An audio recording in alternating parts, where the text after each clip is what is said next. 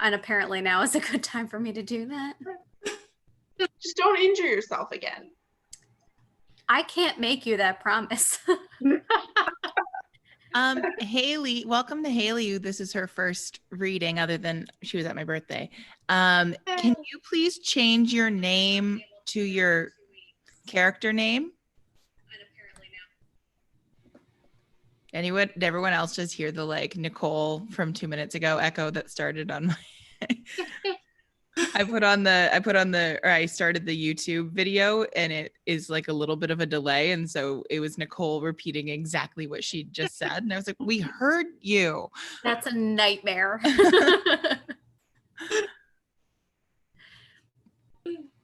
Welcome back, Mo. Welcome back, Jim. All these people who've taken time off. Hooray. Sorry to have left you all. How dare you? Rude. Taking hiatus. Unbelievable. I was hoping I would be like in all of them, but so I'm sorry. Has anybody been in all of them? Is anybody? Miriam's pretty close. I missed a couple. Did you? I missed a couple at the beginning there. Yeah. What about Laura? I think I just missed the Lear. Also, hi, Steph. This is Steph. Hi, Steph. Thank you for joining us. Thanks for having me. Laura's been talking so much about this. I'm keen to see what it's all about. Yeah, I think she can't be trusted. Or did you tell her that it's not a cult? it's not a cult. It's okay, Steph. Not at all. There is no better way to intro that than saying it's not a cult. So very believable. Not a cult. I take no responsibility for the cult-like behavior of these people. They just started doing this nonsense. I don't know. I was really doing this because I thought it was a cult. But I think a lot of it started because Steph, way back in the day, she and I were both witches way back in the day in Scottish play. So you'll see a lot of hails in the chat that came We're very into hailing. Yeah. Came from some Scottish play business. Love a good hail. But for newbies, hail just means like you just did a good job with that big speech. Congratulations. So that's don't get lost and feel like you can't participate in the chat. You can. It's not like we have a secret language. Because we're not a cult. Not a cult, exactly. The more we say it, the more convincing it sounds.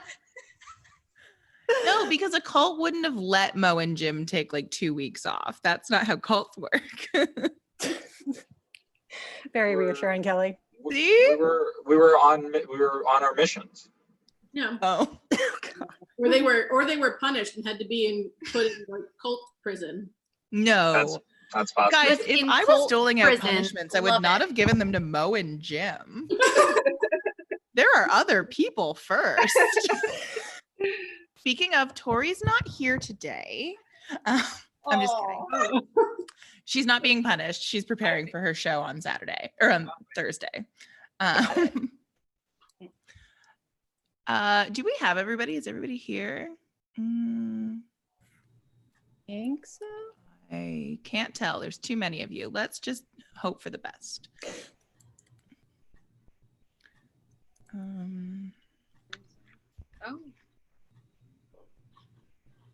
look at that. Oh, I'm not muted. Okay. So sorry. Second every time. Sorry.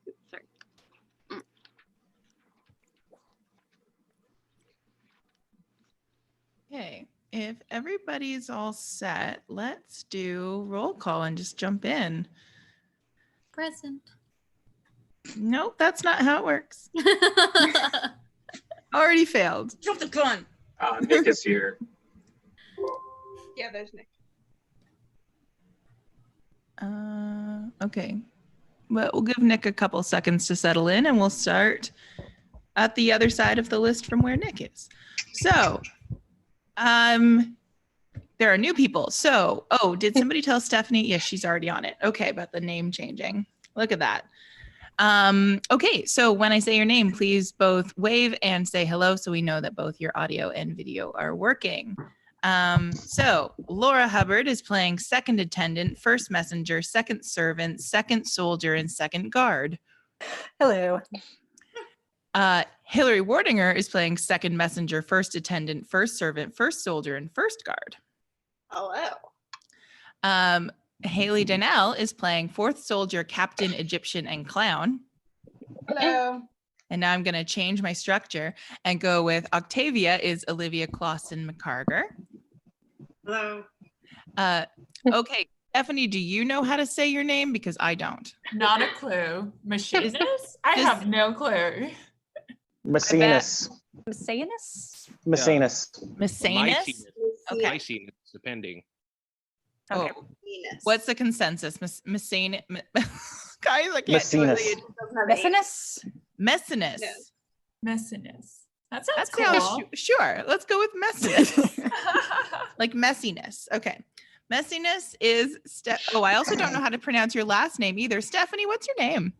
Stephanie Junge Philippek. I married a German man, so that's why it's complicated. Okay. Well, messiness is being played by Stephanie Junge Philippek. Perfect. Okay. Euphronius and Proculius is Samantha Chappelle. Hello. Agrippa and Dolabella is Anne Van Leeuwen. No, I'm not muted. Hi. Martin and Ventidius is Mark Crater. Hello. Is this Elizabeth Morris is playing Dercetus, Varius, and is it Philo or Philo? Philo. Philo? Okay. Hello. Great. Philo. Good to know. Hello. Okay. Hi. Iris / Canidius is Fabiana Cabral. Hello. Do we have a Fabiana Cabral? Can you not see me? No. Wait, really? I see her. I can see her. Is this, Maybe she's on. Is See there? you. I have a second page. Maybe you're is on this it. see. shade? What the hell? Oh, hey, hi. Like I don't see you. So Listen, everybody is seen here. Okay. No, if I can't Kelly, see if you, you don't if you want me to leave, just ask. Never. I love you so much.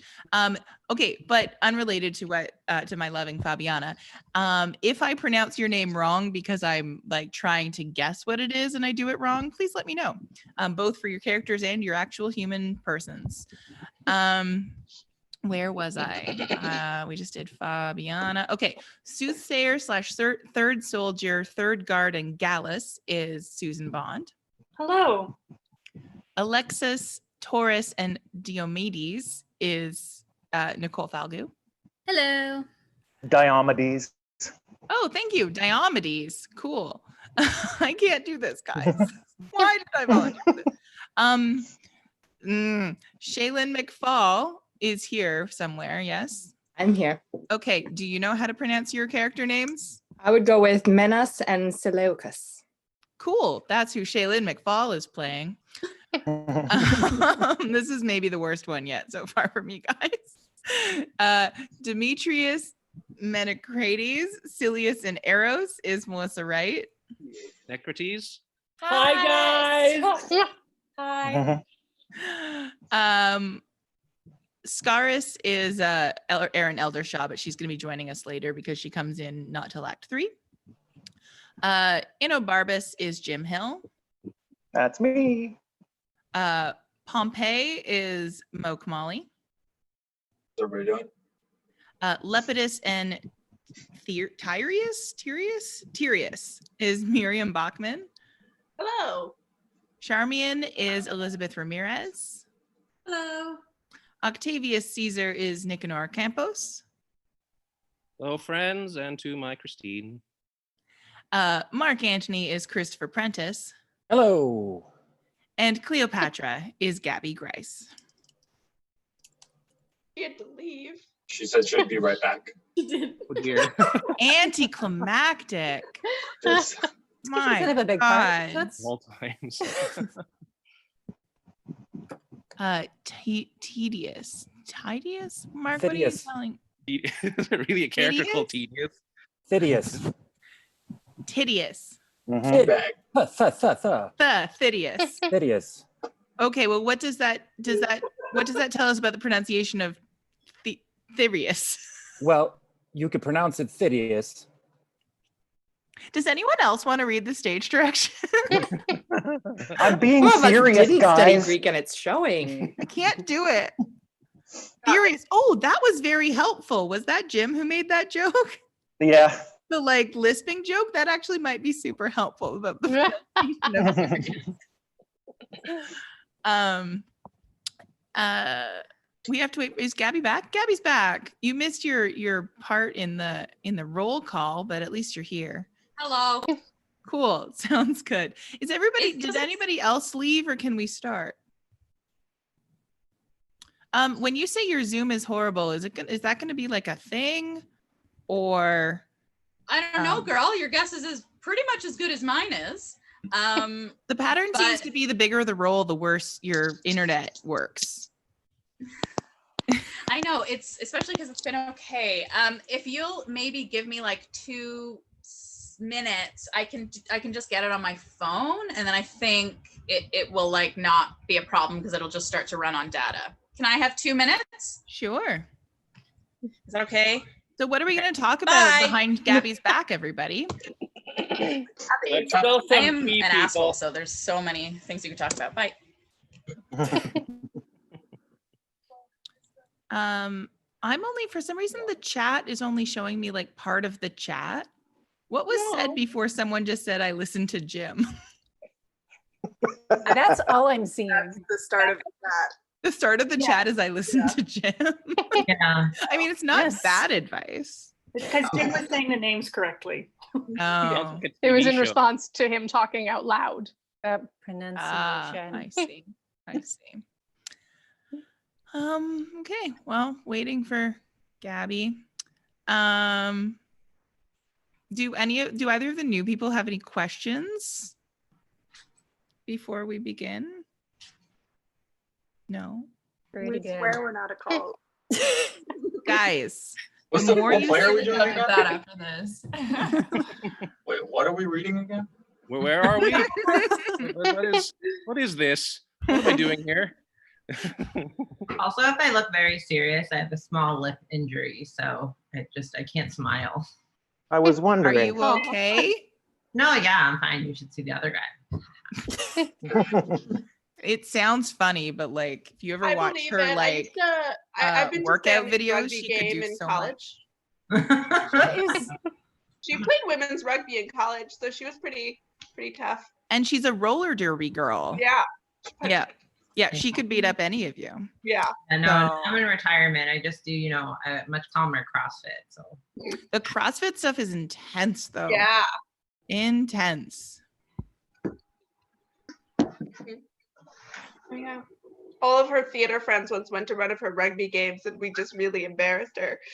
none of you knew what was going on. Yeah, we just kept telling you to shoot the basket. I don't know. That is embarrassing. Yeah. Theater folk, always the first and best with the sports. I'm pretty sure you all know Always. what was going on more than Jason, who I ended up marrying. Yeah. So. I mean, I played Quidditch all through college too. You can do both. That's right, you did. When you guys went to a rugby game. I think I saw Hillary playing Quidditch once on the BU beach, and I was like, "Oh, this is great." So many people saw play Quidditch on the beach. I played Quidditch too. Yes. And I think, so just for Steph, I think if you click on the YouTube thing in the top left corner, you can get the streaming link, right? Yes. Yeah. Thanks.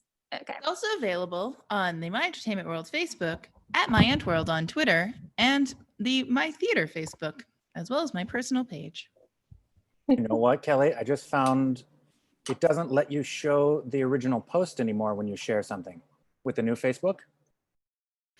Again, I don't have new Facebook. Chris got new Facebook like a week and a half before me, and all I've been hearing about is new Facebook. Yeah, I guess I don't have it either because I just shared original post. I didn't know there was a new Facebook. Yeah. I think Chris might have made it up. Like I don't.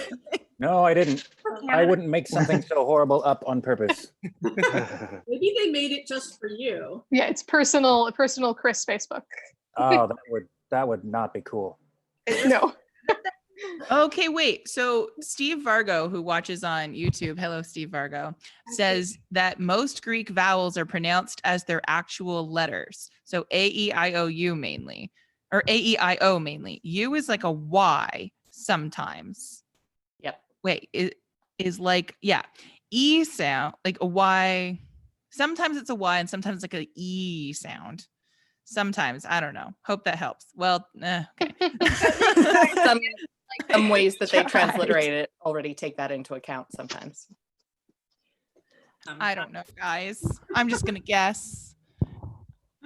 I'm just gonna I'm gonna say Greek. enter. It's a beautiful mess. Listen, Person. just make some sounds and we'll get to the end of this play and all will be well. So it'll be Yeah, great. it's also a very long play. Is Gabby's here? Yes. Gabby's back. Okay. That's all great to Yeah, me. I'm just loading this script. My computer has been Okay. amazing this whole time. And today my computer's like, oh, are you you know what? I'm gonna stop working actually. Today seems like the day. God. No, I Of really do course. think that the like technological overlords know when you've got a lead role and just want to cut you down. I think that's a real thing.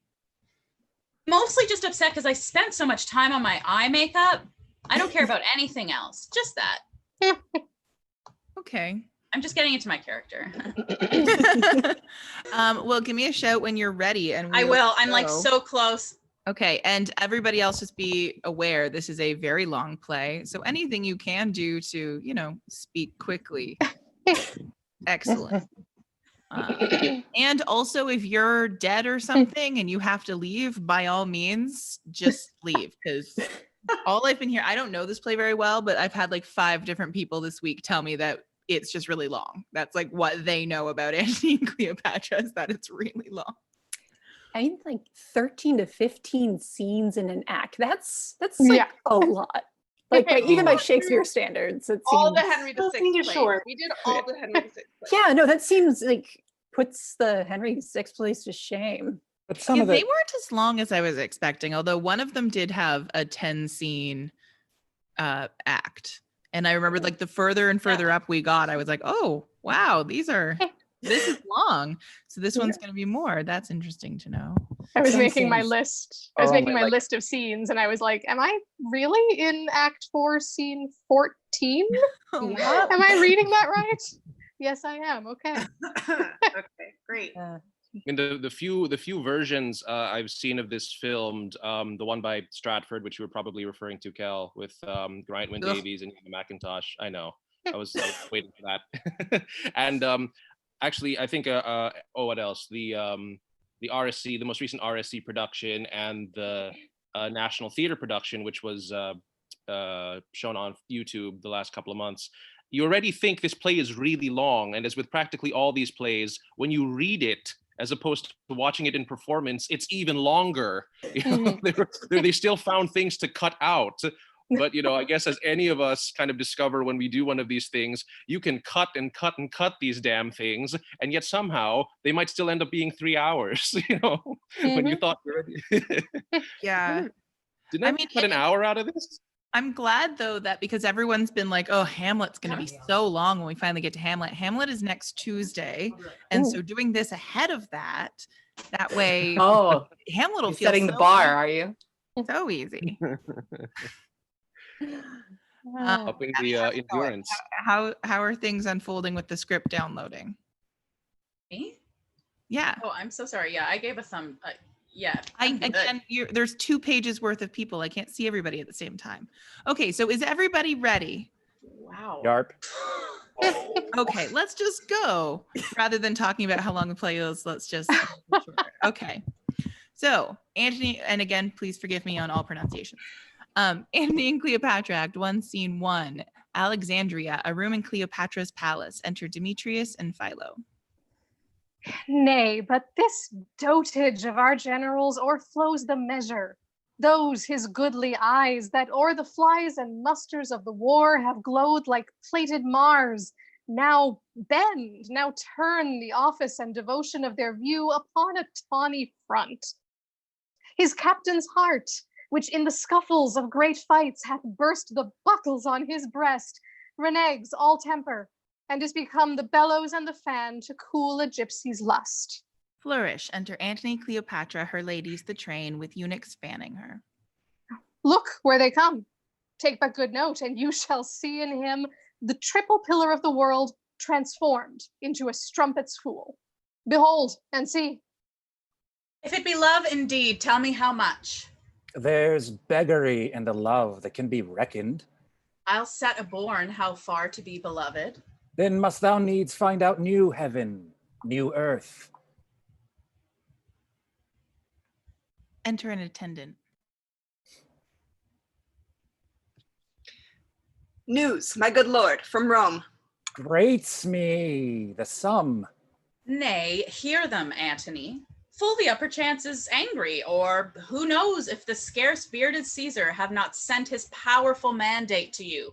Do this or this, take in that kingdom and enfranchise that, perform it or else we damn thee. How, my love? Perchance, nay, and most like. You must not stay here longer. Your dismission is come from Caesar, therefore hear it, Antony. Where's Fulvia's process? Caesar's, I would say. Both? Call in the messengers. As I am Egypt's queen, thou blushest, Antony, and that blood of thine Caesar's homager. Else so thy cheek pays shame when shrill-tongued Fulvia scolds. The messengers! Let Rome in Tiber melt, and the wide arch of the ranged empire fall. Here is my space. Kingdoms are clay. Our dungy earth alike feeds beast as man. The nobleness of life is to do thus, when such a mutual pair, and such a twain can do it, in which I bind on pain of punishment the world to weet, we stand up peerless. Excellent falsehood. Why did he marry Fulvia and not love her? I'll seem the fool I am not. Antony will be himself. But stirred by Cleopatra. Now, for the love of love and her soft hours, let's not confound the time with conference harsh. There's not a minute of our lives should stretch without some pleasure now. What sport tonight? Hear the ambassadors. No, fie, wrangling queen, whom everything becomes to chide, to laugh, to weep, whose every passion fully strives to make itself in thee fair and admired. No messenger but thine. And all alone tonight we'll wander through the streets and note the qualities of people. Come, my queen, last night you did desire it. Speak not to us. Exit Mark Antony and Cleopatra with their train. Is Caesar with Antonius prize so slight? Oh, sir, sometimes when he is not Antony, he comes too short of that great property which still should go with Antony.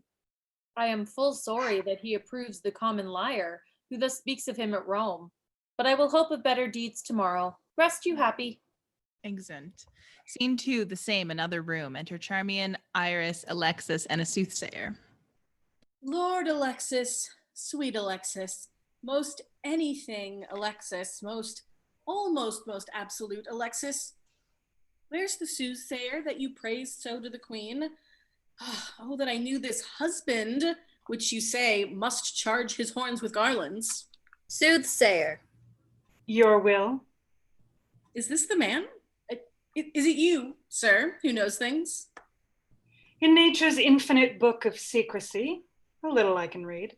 Show him your hand. Enter Demetus Inubarbus. Bring in the banquet quickly, wine enough. Cleopatra's health to drink.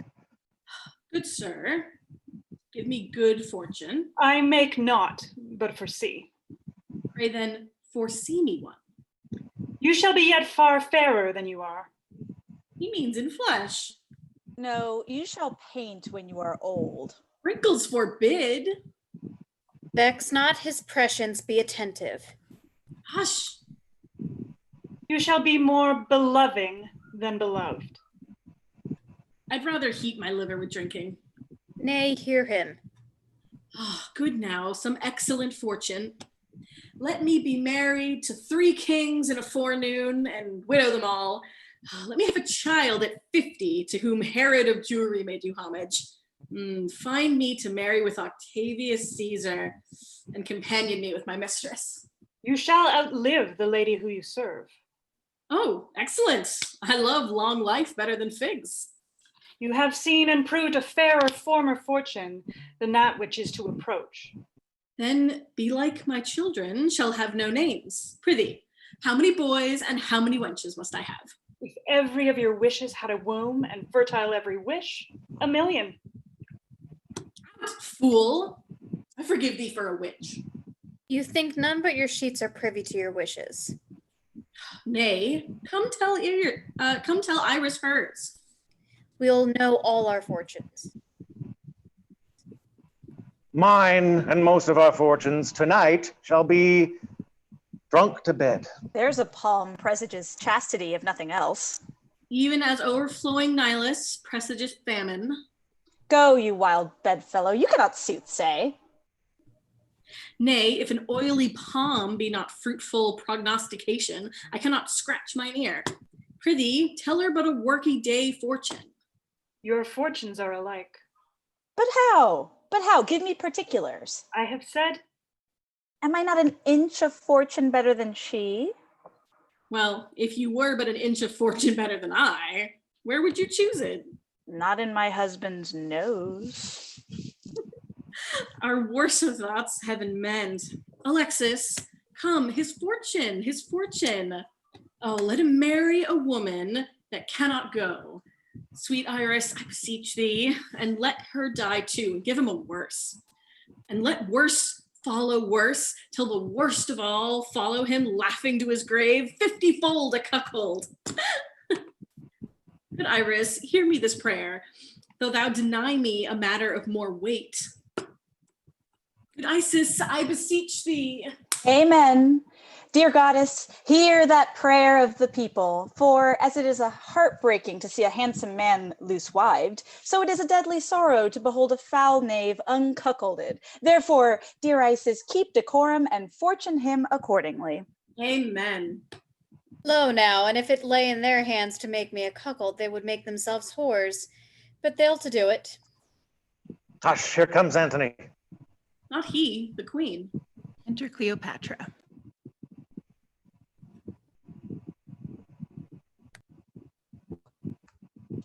Saw you, my lord? No, lady. Was he not here?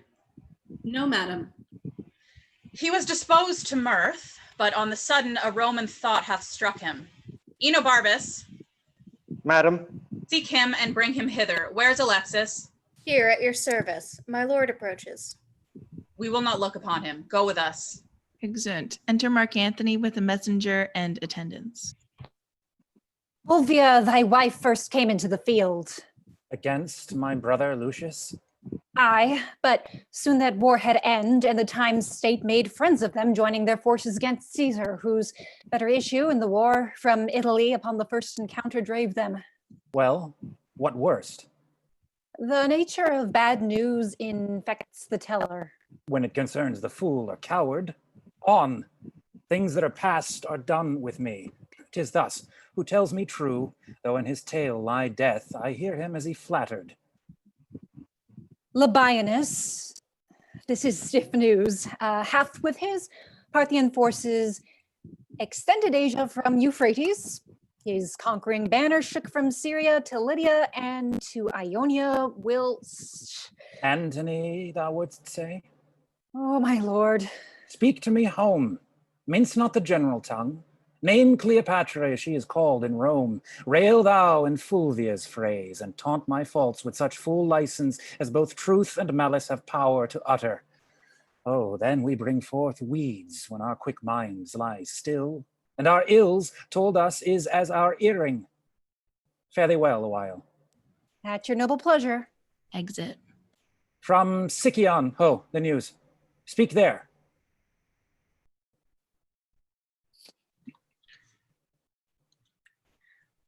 The man from Sicyon, is there such a one? He stays upon your will. Let him appear. These strong Egyptian fetters I must break, or lose myself in dotage. Enter another messenger. What are you? Fulvia, thy wife, is dead. Where died she? In Sicyon. Her length of sickness with what else more serious importeth thee to know. This bears. Gives a letter. Forbear me. Exit second messenger. There's a great spirit gone. Thus I did desire it. What our contempt doth often hurl from us, we wish it ours again. This present pleasure, by revolution lowering, does become the opposite of itself. She's good, being gone. The hand could pluck her back that shoved her on. I must from this enchanting queen break off. 10,000 harms, more than ills I know, my idleness doth hatch. How now, Enobarbus? Re-enter Domitius Enobarbus. What's your pleasure, sir? I must with haste from hence. Why then we kill all our women. We see how mortal an unkindness is to them. If they suffer our departure, death's the word. I must be gone. Under a compelling occasion, let women die. It were pity to cast them away for nothing, though between them and a great cause, they should be esteemed nothing. Cleopatra, catching but the least noise of this, dies instantly. I have seen her die 20 times upon far poorer moments. I do think there is metal in death, which commits some loving act upon her. She hath such a celerity in dying. She is cunning past man's thought. Alack, sir, no. Her passions are made of nothing but the finest part of pure love. We cannot call her winds and waters, sighs and tears. They are greater storms and tempests than almanacs can report. This cannot be cunning in her. If it be, she makes a shower of rain as well as Jove. Would I had never seen her. Oh, sir, you had then left unseen a wonderful piece of work, which not to have been blessed withal would have discredited your travel. Fulvia is dead. Sir? Fulvia is dead. Fulvia? Dead. Why, sir, give the gods a thankful sacrifice. When it pleaseth their deities to take the wife of a man from him, it shows to man the tailors of the earth, comforting therein, that when old robes are worn out, there are members to make new. If there were no more women but Fulvia, then had you indeed a cot, and the case to be lamented, this grief is crowned with consolation. Your old smock brings forth a new petticoat, and indeed the tears live in an onion that should water this sorrow. The business she hath broached to the state cannot endure my absence. And the business you have broached here cannot be without you, especially that of Cleopatra's, which wholly depends on your abode. No more light answers. Let our officers have notice what we purpose. I shall break the cause of our expedience to the queen and get her leave to part. For not alone the death of Fulvia, with more urgent touches do strongly speak to us, but the letters too of many our contriving friends in Rome petition us at home. Sextus Pompeius hath given the dare to Caesar and commands the empire of the sea. Our slippery people, whose love is never linked to the deserver till his deserts are past, begin to throw Pompey the Great and all his dignitaries upon his son, who, high in name and power, higher than both in blood and life, stands up for the main soldier, whose quality going on the sides of the world may danger. Much is breeding, which, like the courser's hair, hath yet but life and not a serpent's poison. Say, our pleasure to such whose place is under us requires our quick remove from hence. I shall do it.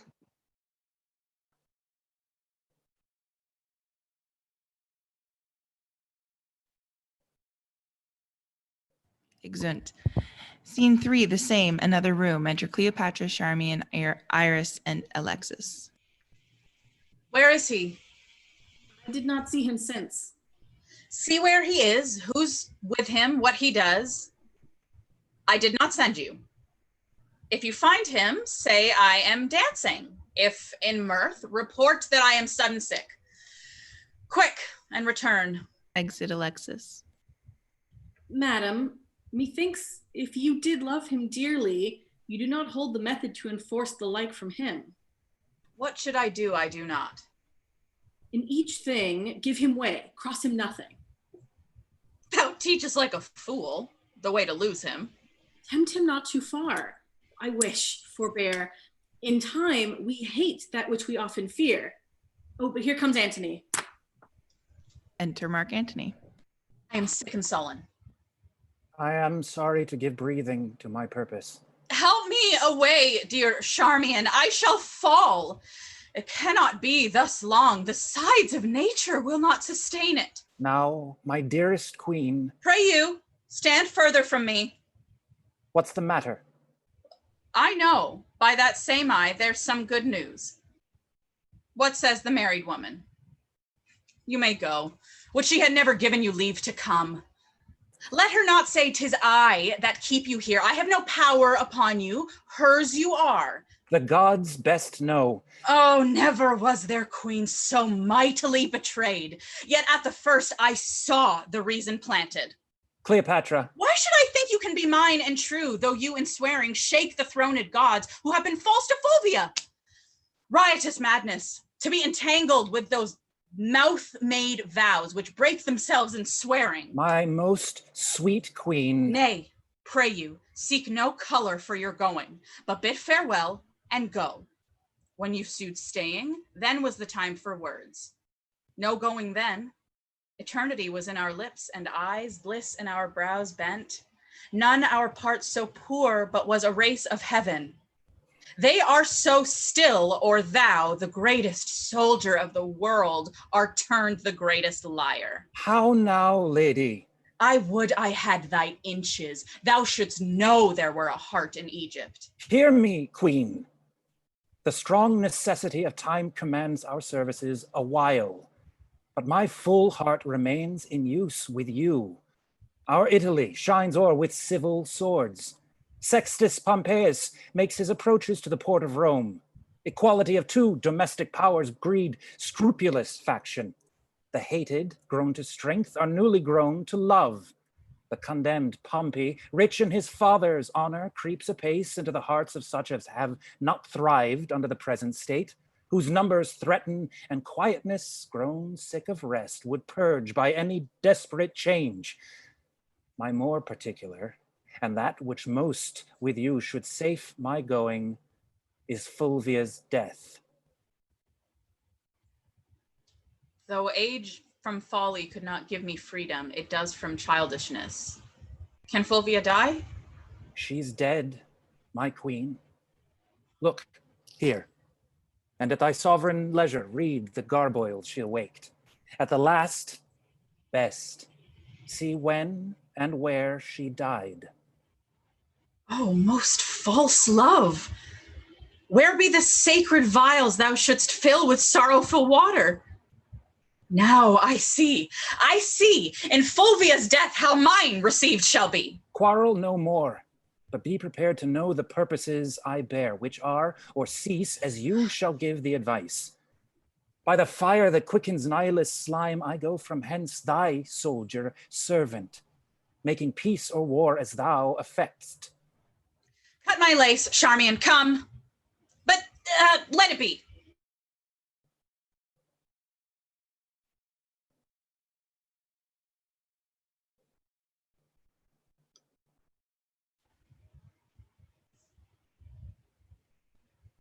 My precious queen, forbear, and give true evidence to his love, which stands an honorable trial. So Fulvia told me. I prithee turn aside and weep for her, then bid adieu to me and say the tears belong to Egypt. Good now, play one scene of excellent dissembling and let it look life perfect honor. You'll heat my blood, no more. You can do better yet, but this is meetly. Now by my sword. And target, still he mends, but this is not the best. Look, prithee Charmian, how this Herculean Roman does become the carriage of his chafe. I'll leave you, lady. Courteous lord, one word. Sir, you and I must part, but that's not it. Sir, you and I have loved, but there's not it, that you know well. Something it is I would. Oh. My oblivion is a very Antony, and I am all forgotten. But that your royalty holds idleness your subject, I should take you for idleness itself. 'Tis sweating labor to bear such idleness so near the heart as Cleopatra this. But sir, forgive me.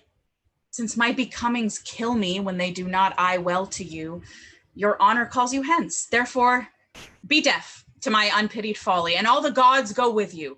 Upon your sword sit laurel victory, and smooth success be strewed before your feet. Let us go. Come. Our separation so abides and flies that thou, residing here, goest yet with me, and I, hence fleeting, here remain with thee. Away. Exeunt. Scene 4, Rome, Octavius Caesar's house. Enter Octavius Caesar reading a letter, Lepidus and their train.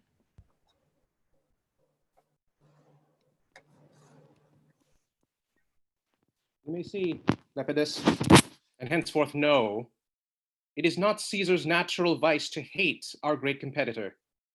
From Alexandria, this is the news. He fishes, drinks, and wastes the lamps of night in revel.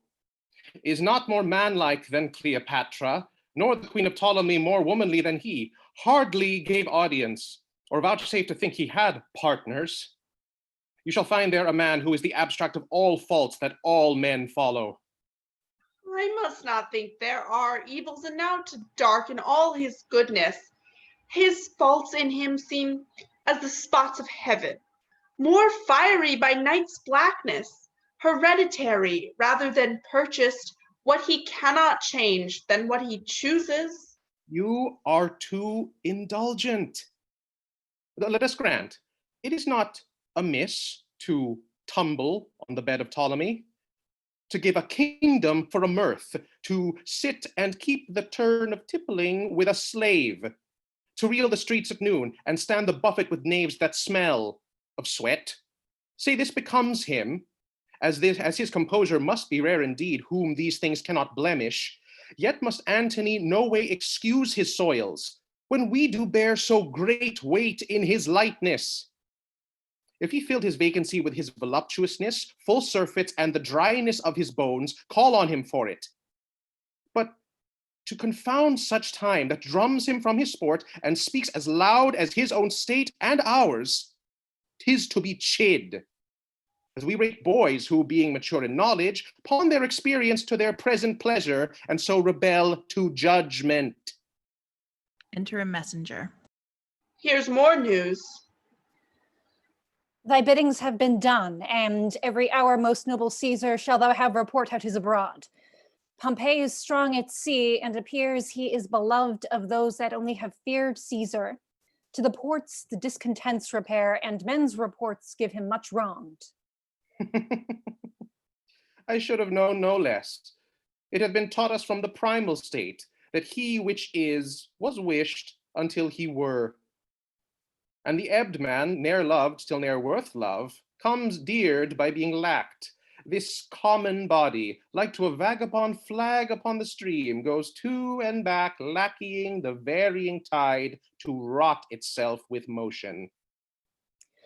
Caesar, I bring thee word, Menocrates and Minos, famous pirates, make the sea serve them, which they ear and wound with keels of every kind. Many hot inroads they make in Italy. The borders maritime lack blood to think on it, and flush youth revolt.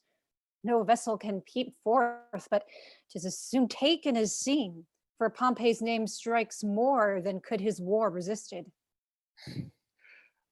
Antony, leave thy lascivious wassails.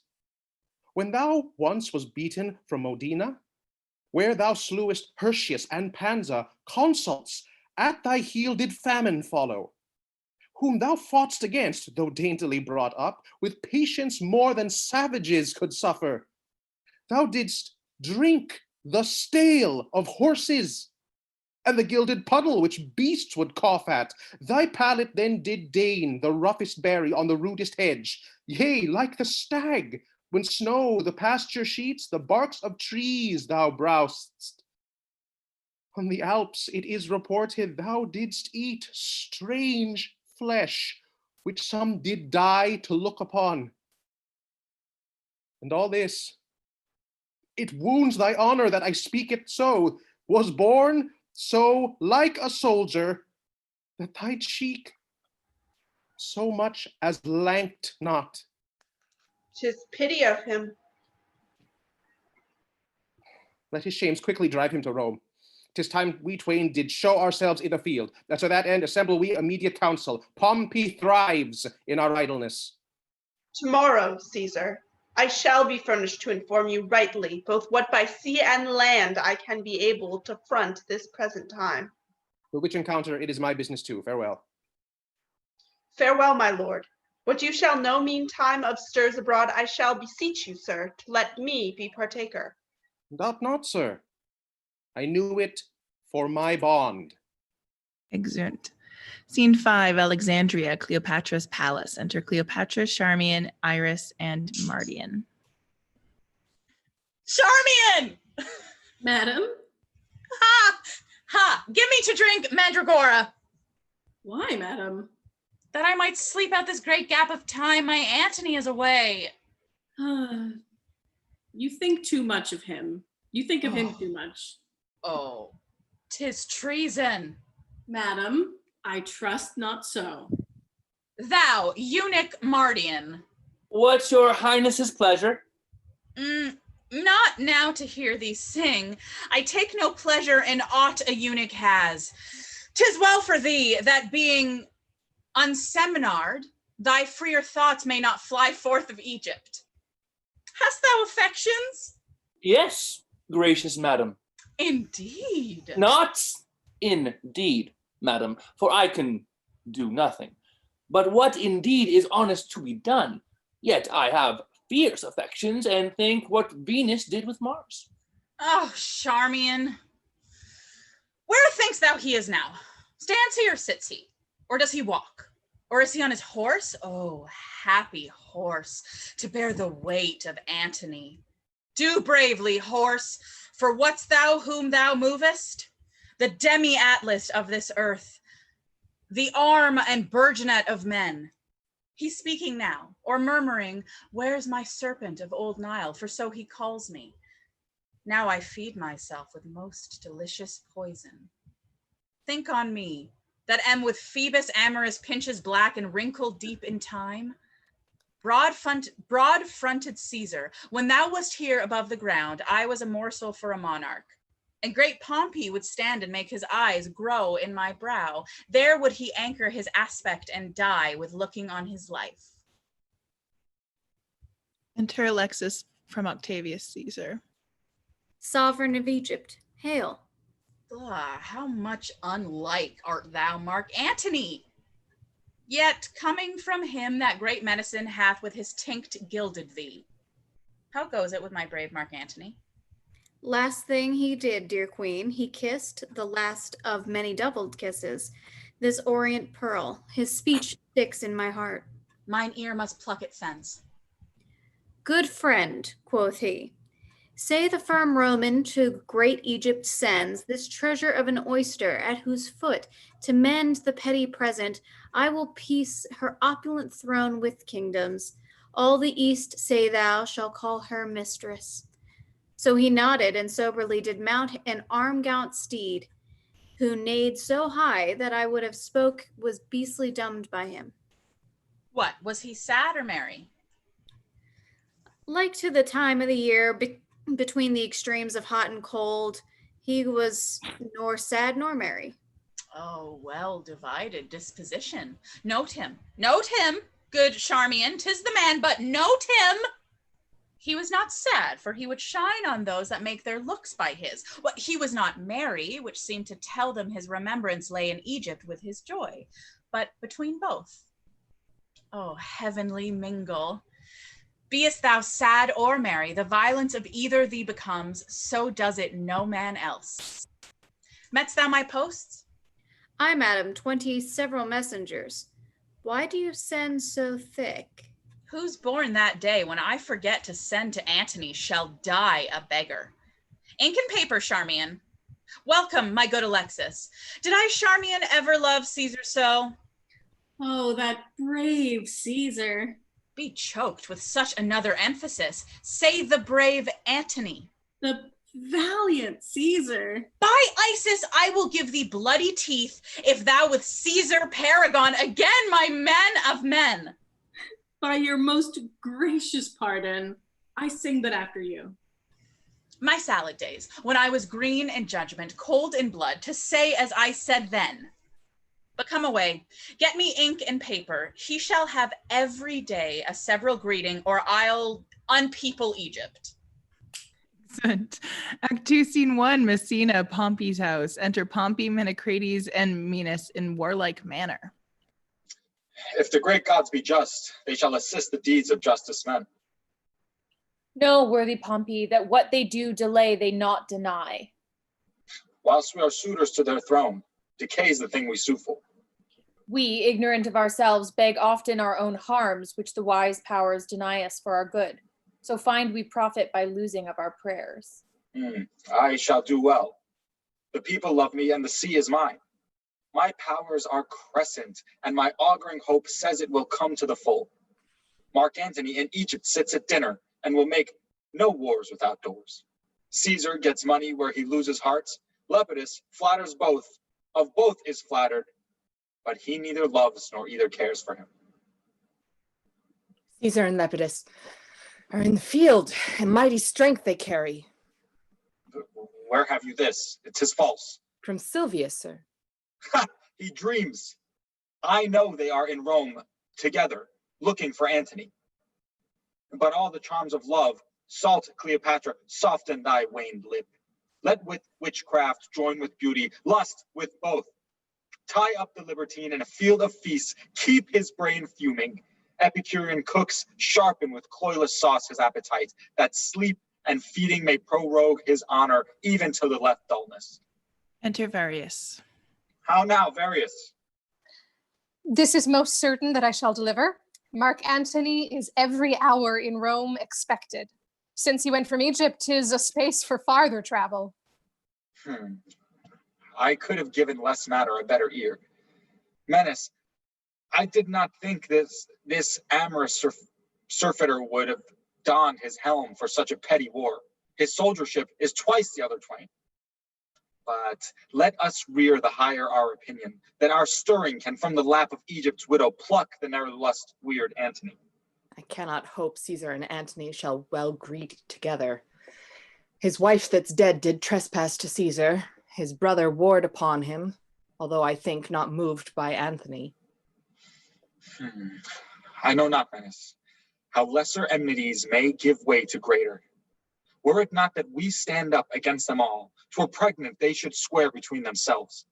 For they have entertained cause enough to draw their swords. But how the fear of us may cement their divisions and bind up the petty difference, we yet not know.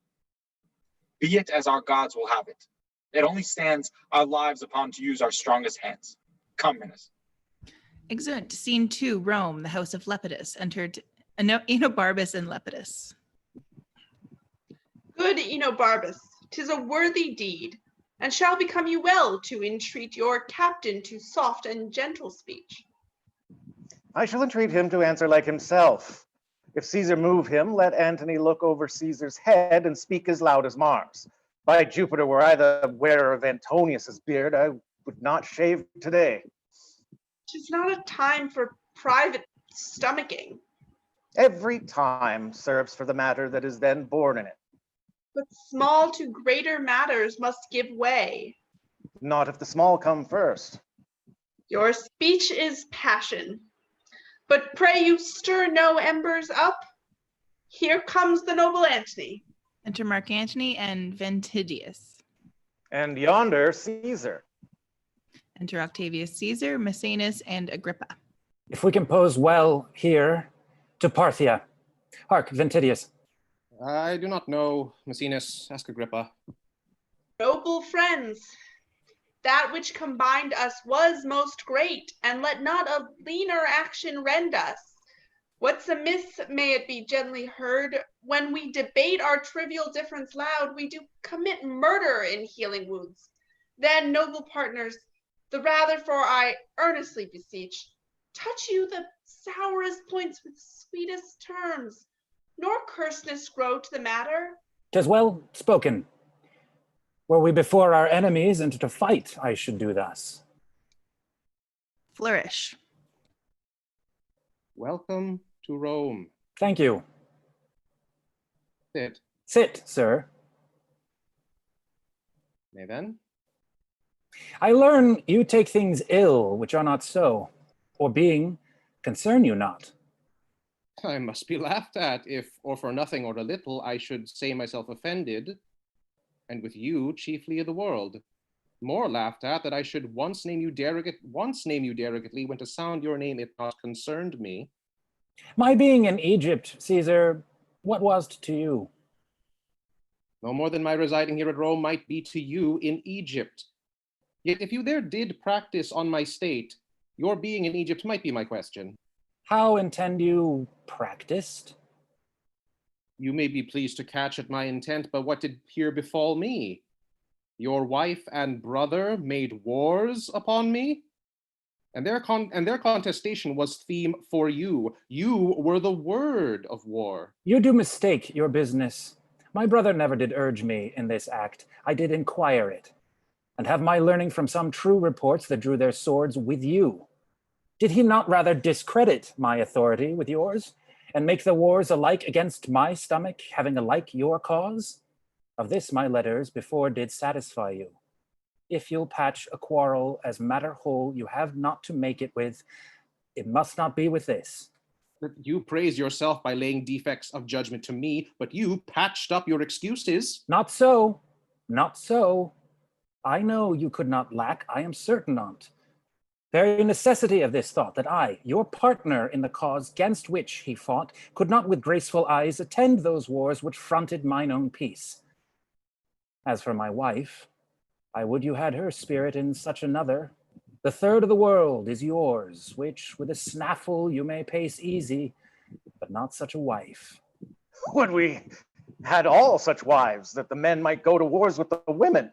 So much uncurable her garboils, Caesar, made out of her impatience, which not wanted shrewdness of policy too, I grieving grant, did you too much disquiet. For that you must but say, I could not help it. I wrote to you in rioting in Alexandria. You did pocket up my letters, and with taunts did jibe my missive out of audience. Sir, he fell upon me ere admitted. Then 3 kings I had newly feasted, and did want of what I was of the morning. But the next day I told him of myself, which was as much as to have asked him pardon. Let this fellow be nothing of our strife. If we contend, out of our question wipe him. You have broken the article of your oath, which you shall never have tongue to charge me with. Soft, Caesar. No, Lepidus, let him speak. The honor is sacred which he talks on now, supposing that I lacked it. But on, Caesar, the article of my oath. To lend me arms and aid when I required them, the which you both denied. Neglected, rather. And then, when poisoned hours had bound me up from mine own knowledge, as nearly as I may, I'll play the penitent to you. But mine honesty shall not make poor my greatness, nor my power work without it. Truth is that Fulvia, to have me out of Egypt, made wars here, for which myself, the ignorant motive, do so far ask pardon as befits mine honor to stoop in such a case. 'Tis noble spoken. It might please you to enforce no further the griefs between ye, to forget them quite, were to remember that the present need speaks to atone ye. Worthily spoken, Mechanus. Or, if you borrow one another's love for the instant, you may, when you hear no more words of Pompey, return it again. You shall have time to wrangle in when you have nothing else to do. Thou art a soldier only, speak no more. That truth should be silent, I had almost forgot. You wrong this presence, therefore speak no more. Go to, then, your considerate stone. I do not much dislike the matter, but the manner of his speech. For it cannot be we shall remain in friendship, our conditions so differing in their acts. Yet, if I knew what hoop could hold us stanch from edge to edge of the world, I would pursue it. Give me leave, Caesar. Speak, Agrippa. Thou hast a sister by the mother's side, admired Octavia. Great Mark Antony is now a widower. Oh, shh, say not so, Agrippa. If Cleopatra heard you, your reproof were well deserved of rashness. I am not married, Caesar. Let me hear Agrippa further speak.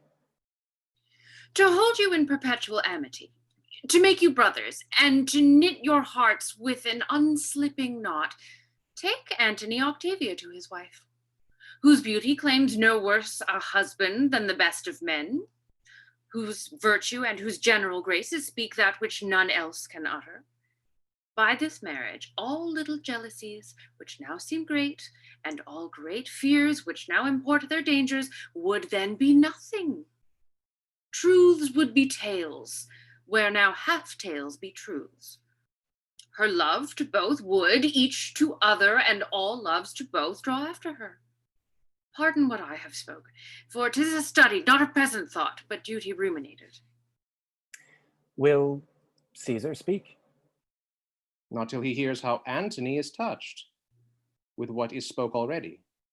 What power is in Agrippa, if I would say, Agrippa, be it so, to make this good? The power of Caesar, and his power unto Octavia. May I never to this good purpose that so fairly shows dream of impediment. Let me have thy hand. Further this act of grace, and from this hour the heart of brothers govern our lives and sway our great designs. There is my hand. A sister I bequeath you, whom no brother did ever love so dearly. Let her live to join our kingdoms and our hearts, and never fly off our loves again. Happily. Amen. I did not think to draw my sword against Pompey, for he hath laid strange courtesies and great of late upon me. I must thank him only, lest my remembrance suffer ill report, but heal of that, defy him. Time calls upon us. Of us must Pompey presently be sought, or else he seeks out us. Where lies he? About the Mount Misenum. What is his strength by land? Great and increasing, but by sea, he is an absolute master. So is the fame. Would we had spoke together. Haste we for it. Yet, ere we put ourselves in arms, dispatch we the business we have talked of.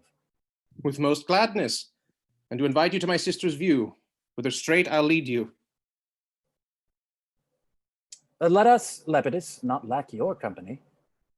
Noble Antony, not sickness should detain me. Flourish. Exeunt Octavius, Caesar, Mark Antony, and Lepidus. Welcome from Egypt, sir. Half the heart of Caesar, worthy Maecenas, my honorable friend Agrippa. Good Enobarvus. You've cause to be glad that matters are so well digested. You stayed well by it in Egypt.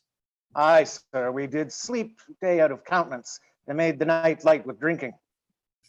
8 wild boars roasted whole at a breakfast, and but 12 persons there? Is this true?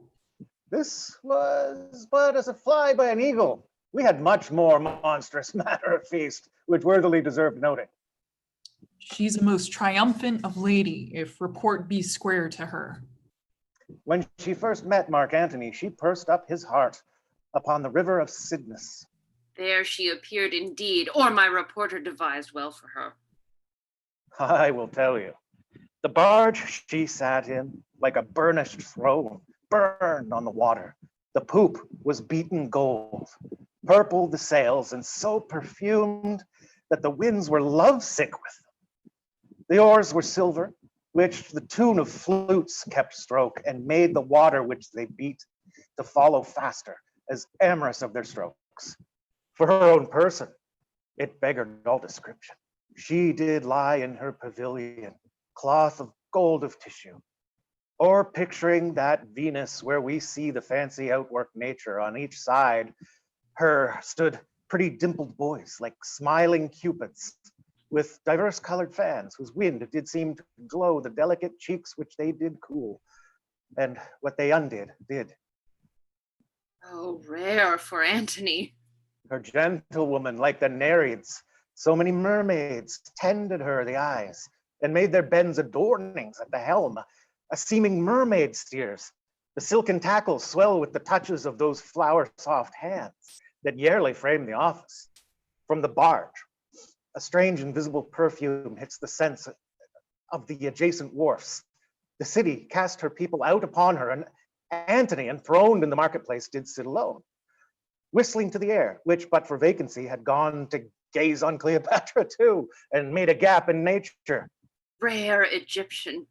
Upon her landing, Antony sent to her, invited her to supper. She replied, it should be better he became her guest, which she entreated our courteous Antony, whom ne'er the word of no woman heard speak, being barbered 10 times over, goes to the feast, and for his ordinary pays his heart for what his eyes eat only. Royal wench, she made great Caesar lay his sword to bed. He plowed her and she cropped. I saw her once hop 40 paces through the public street, and having lost her breath, she spoke and panted that she did make defect perfection, and breathless power breathed forth. Now Antony must leave her utterly. Never, he will not. Age cannot wither her, nor custom stale her infinite variety. Other women cloy the appetites they feed, but she makes hungry where most she satisfies. For vilest things become themselves in her, that the holy priests bless her when she is riggish. Beauty, wisdom, modesty can settle the heart of Antony. Octavia is a blessed lottery to him. Let us go. Good Enobarbus, make yourself my guest whilst you abide here. Humbly, sir, I thank you. Scene 3, the same. Octavius Caesar's house. Enter Mark Antony, Octavius Caesar, Octavia between the attendants. The world and my great office will sometimes divide me from your bosom. All which time before the gods my knee shall bow my prayers to them for you. Good night, sir. My Octavia, read not my blemishes in the world's report. I have not kept her, but that to come shall all be done by the rule. Good night, dear lady. Good night, sir. Good night. Exeunt Octavius Caesar and Octavia. Enter Soothsayer. Now, Sirrah, you do wish yourself in Egypt? Would I had never come from thence, nor you thither. If you can, your reason? I see it in my motion, have it not in my tongue, but yet hie you to Egypt again. Say to me, whose fortune shall rise higher, Caesar's or mine? Caesar's. Therefore, O Antony, stay not by his side. Thy demon, that's thy spirit which keeps thee, is noble, courageous, high, unmatchable, where Caesar's is not. But near him, thy angel becomes a fear, as being o'erpowered. Therefore, make space enough between you. Speak this no more. To none but thee, no more but when to thee. If thou dost play with him at any game, thou art sure to lose. And of that natural luck, he beats thee against the odds. Thy luster thickens when he shines by. I say again, thy spirit is all afraid to govern thee near him. But he away, 'tis noble. Get thee gone. Say to Ventidius I would speak with him. And exit Soothsayer. He shall to Parthia. Be it art or hap, he hath spoken true. The very dice obey him, and in our sports my better cunning faints under his chance. If we draw lots, he speeds. His cocks do win the battle still of mine. When it is all to naught, and his quails ever beat mine in hooped at odds. I will to Egypt, and though I make this marriage for my peace, in the east my pleasure lies. Enter Ventidius. Oh, come, Ventidius, you must to Parthia. Your commission's ready. Follow me and receive. Excellent. Scene 4, the same, a street, enter Lepidus, Maecenas, and Agrippa. Trouble yourselves no further. Pray you hasten your generals after. Sir, Mark Antony will e'en but kiss Octavia and will follow. Till I shall see you in your soldier's dress, which will become you both. Farewell. We shall, as I conceive the journey, be at the mount before you, Lepidus. Your way is shorter. My purposes do draw me much about. You'll win 2 days upon me. Sir, good success. Farewell. Excellent.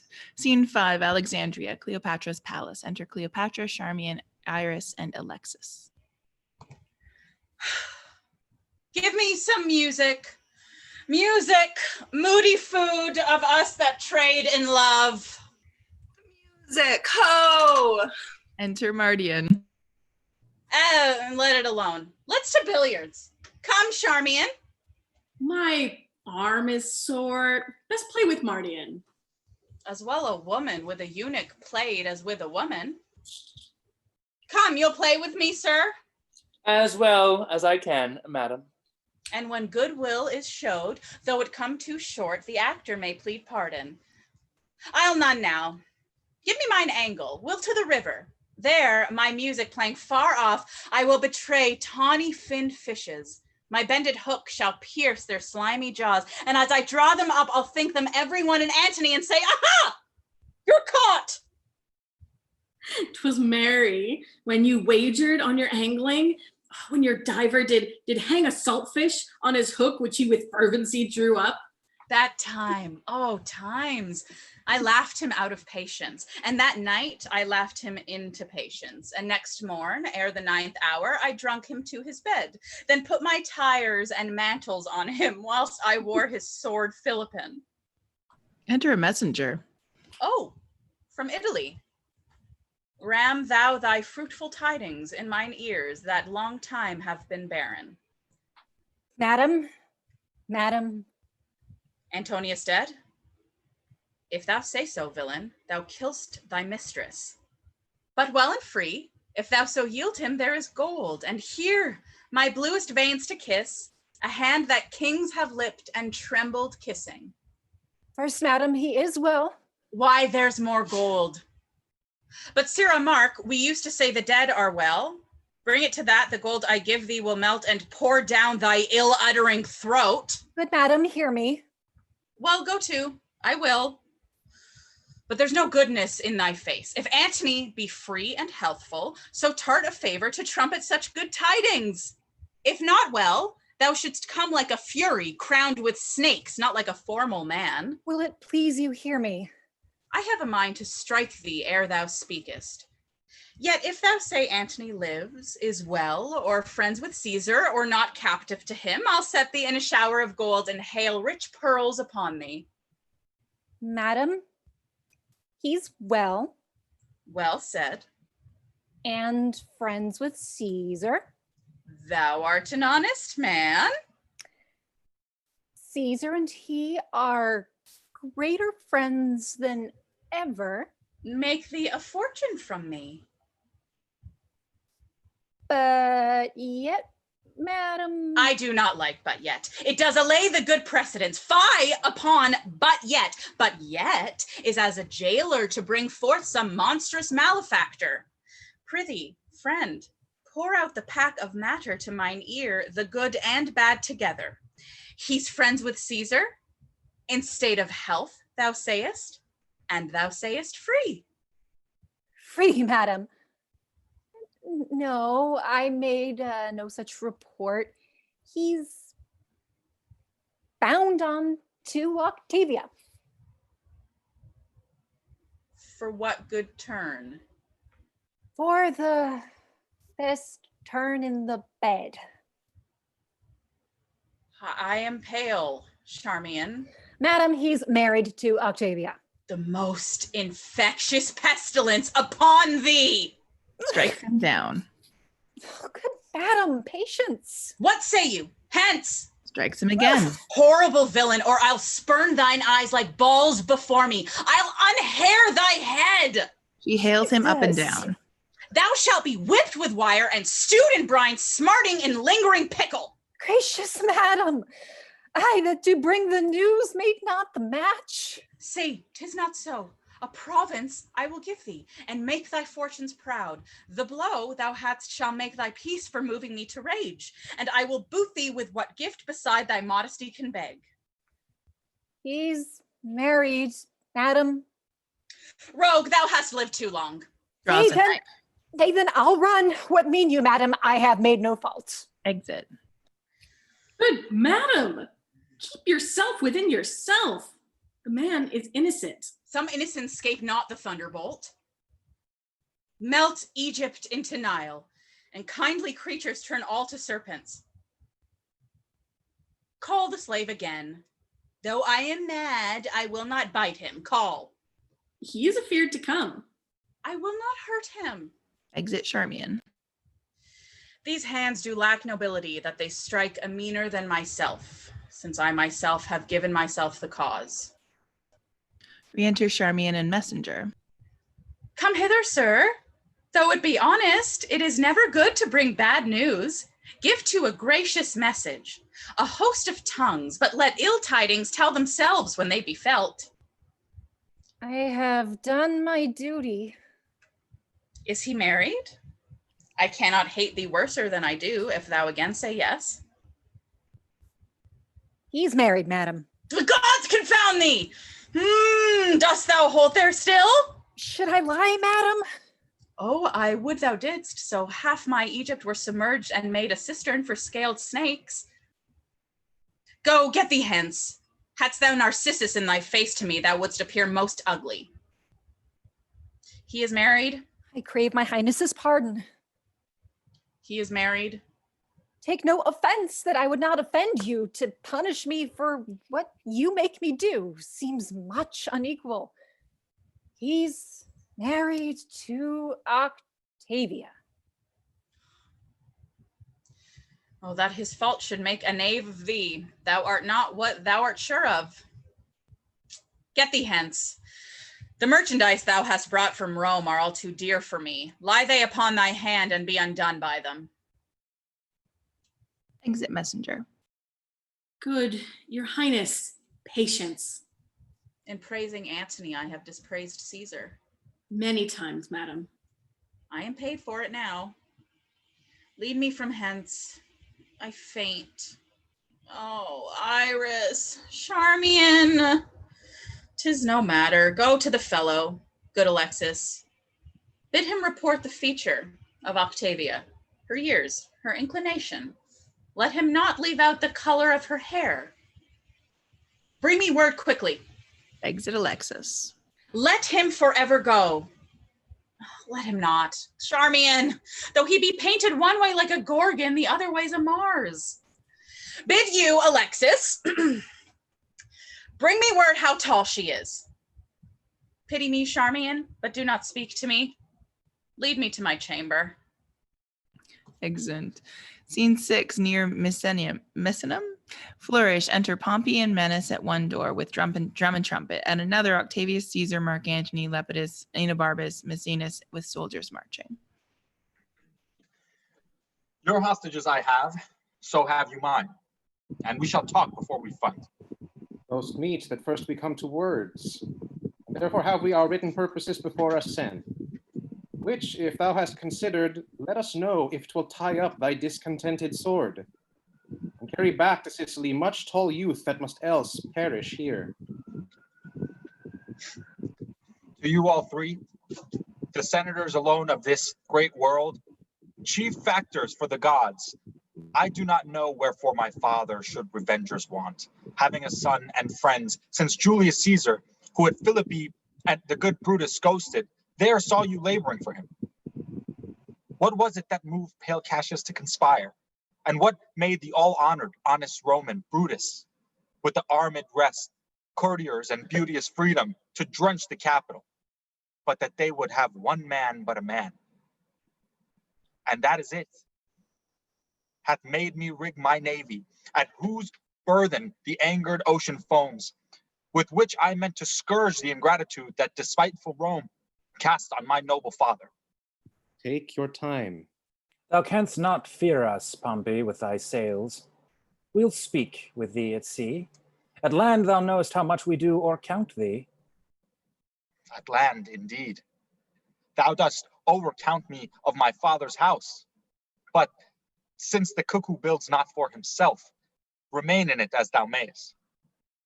Be pleased to tell us, for this is from the present, how you take the offers we have sent you.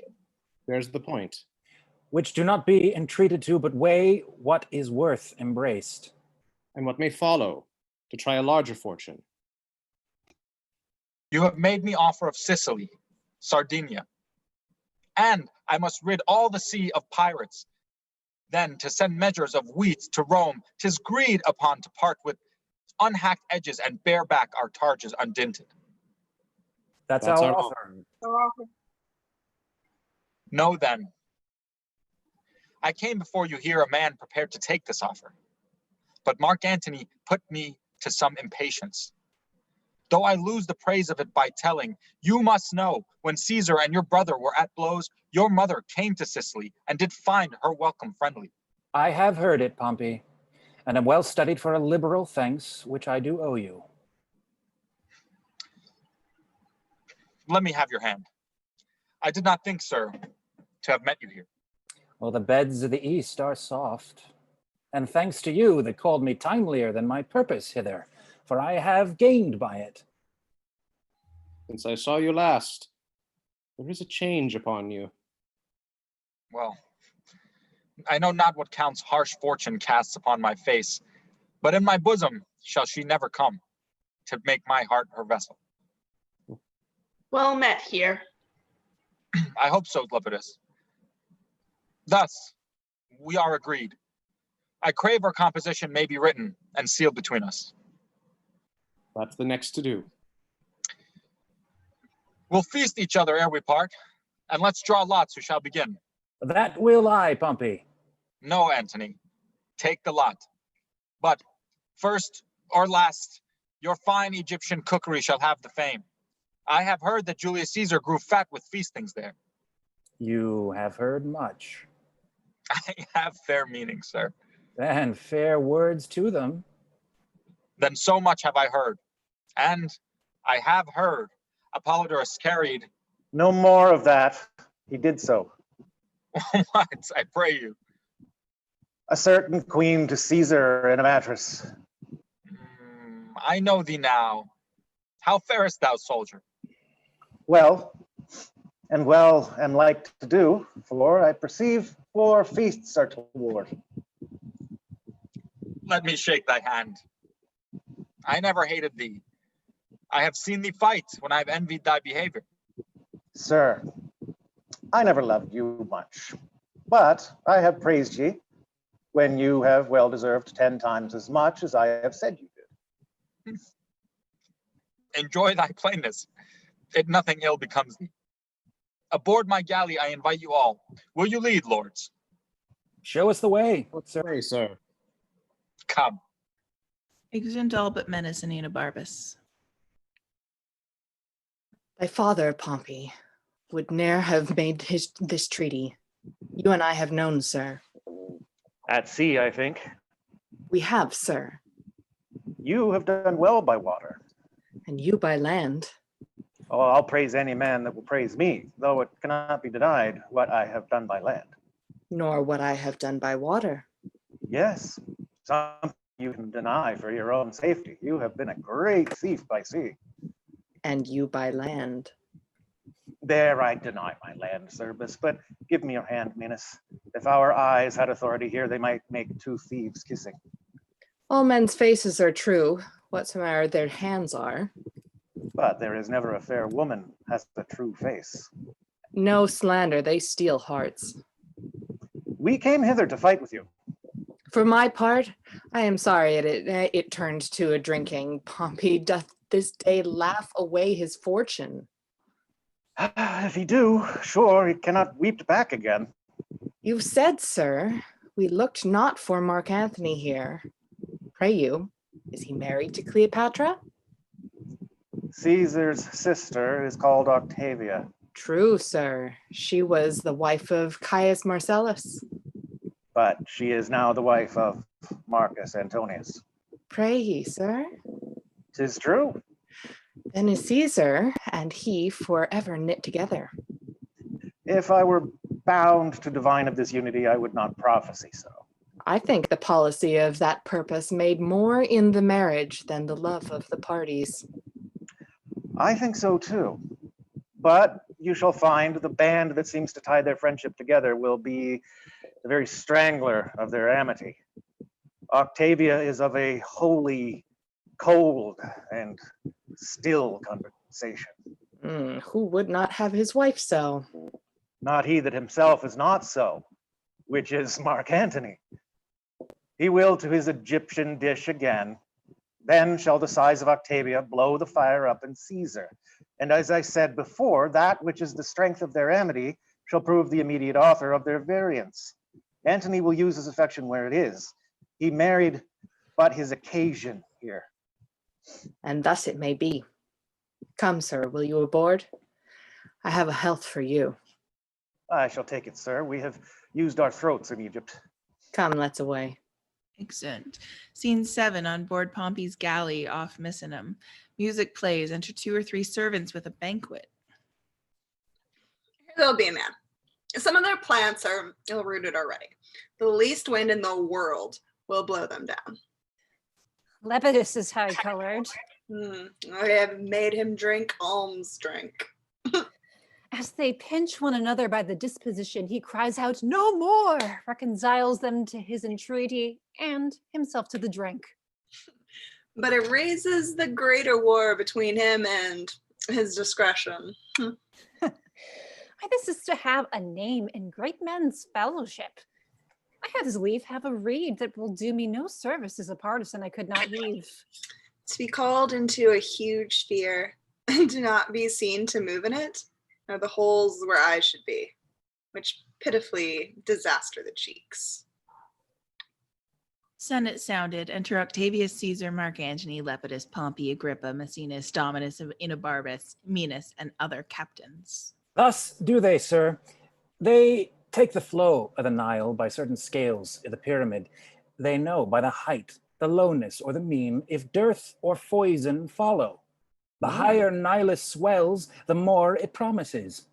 As it ebbs, the seedsman upon the slime and ooze scatters his grain and shortly comes to harvest. You've strange serpents there. Aye, Lepidus. Your serpent of Egypt is bred now of your mud by the operation of your son.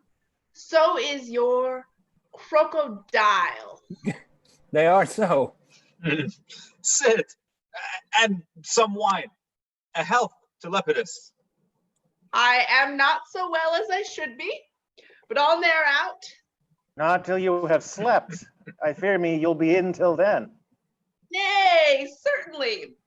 I have heard the Ptolemy's pyramises are very goodly things. Without contradiction, I have heard that.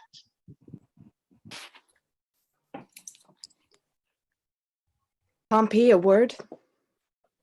Say in mine ear. What is it? Forsake thy seat, I do beseech thee, captain, and hear me speak a word. Forbear me till anon. This wine for Lepidus. Hey! What manner of thing is your crocodile? It is shaped, sir, like itself, and it is broad as it had breadth. It is just so high as it is, and moves with its own organs. It lives by that which nourisheth it, and the elements once out of it, it transmigrates. What color is it of? Of its own color, too. 'Tis a strange serpent. 'Tis so, and the tears of it are wet. Will this description satisfy him? With the health that Pompey gives him, else he is a very epicure. Go hang, sir. Hang. Tell me of that. Oh, wait. Do as I bid you. Where's this cup I called for? If for the sake of merit thou wilt hear me, rise from thy stool. I think thou art mad. The matter. I have ever held my cap off to thy fortunes. Thou hast served me with much faith. What's else to say?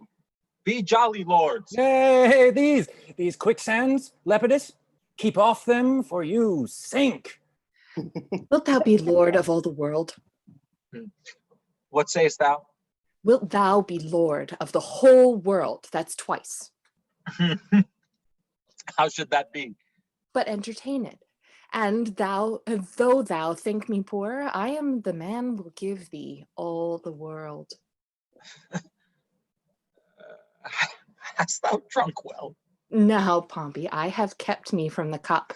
Thou art, if thou darest be, the earthly Jove. Whate'er the ocean pales or sky eclipse is thine, if thou wilt have it. Show me which way. These three world sharers, these competitors, are in thy vessel. Let me cut the cable, and when we are put off, fall to their throats. All there is thine. This thou shouldst have done, and not have spoke on it. In me 'tis villainy. In thee it had been good service. Thou must know, 'tis not my profit that does lead mine honor it. Repent that ere thy tongue hath so betrayed thine act. Being done unknown, I should have found it afterwards well done, but must condemn it now. Desist and drink. For this I'll never follow thy palled fortunes more. Who seeks and will not take when once it is offered shall never find it more. This health to Lepidus. Bear him ashore. No, bear him ashore. I'll pledge it for him, Pompey. Here's to thee, Minos. Anabarbus, welcome. Still till the cup he hid. There's a strong fellow, Minos. Pointing to the attendant who carries off Lepidus. Why? That bears the third part of the world, man. See it's not? The third part, then, is drunk. Would it were all that it might go on wheels. Drink thou. Increase the reels. Come. This is not yet an Alexandrian feast. It ripens toward it. Strike the vessels, ho. Here's to Caesar. I could well forbear it. It's monstrous labor when I wash my brain, and it grows fouler. Be a child of the time. Possess it, I'll make answer. But I had rather fast from all 4 days than drink so much in one. My brave emperor. Shall we dance now, the Egyptian bacchanals, and celebrate our drink? Let's have it, good soldier. Come, let's all take hands till that the conquering wine hath steeped our sense in soft and delicate leave. All take hands, make battery to our ears with the loud music, the while I'll place you. Then the boy shall sing, the holding every man shall bear as loud as his strong sides can volley. Music plays, and Anabarbus places them hand in hand. Come, thou monarch of the vine, plumpy Bacchus with pink eyne, in thy fats our cares be drowned, with thy grapes our hairs be crowned. Cup us till the world go round, cup us till the world go round. What? Would you more? Pompey, good night. Good brother, let me request you off. A graver business frowns at this levity. Gentle lords, let's part. You see, we have burnt our cheeks. Strong Enobarb is weaker than the wine, and mine own tongue splits what it speaks. Pat. The wild disguise had almost anticked us all. What need more words? Good night. Good Antony, your hand. I'll try you on the shore. And shall, sir, give us your hand. Oh, Antony, you have my father's house. But what? We are friends. Come down into the boat. Take heed you fall not. Exeunt all but Enobarbus and Menace. Menace, sail not on shore. No, to my cabin. These drums, these trumpets, flutes, what? Let Neptune hear we bid a loud farewell to these great fellows. Sound and be hanged, sound out. Sound a flourish with drums. Ho! Caesar, there's my cap. Ho, noble captain, come. Exeunt. Act 3, Scene 1, a plain in Syria. Enter Ventidius as if he were in triumph, with Silius and other Romans, officers and soldiers, the dead body of Pacorus borne before them. Now, darting Parthia, art thou struck? And now, pleased fortune does of Marcus Crassus' death make me revenger. Bear the king's son's body before our army.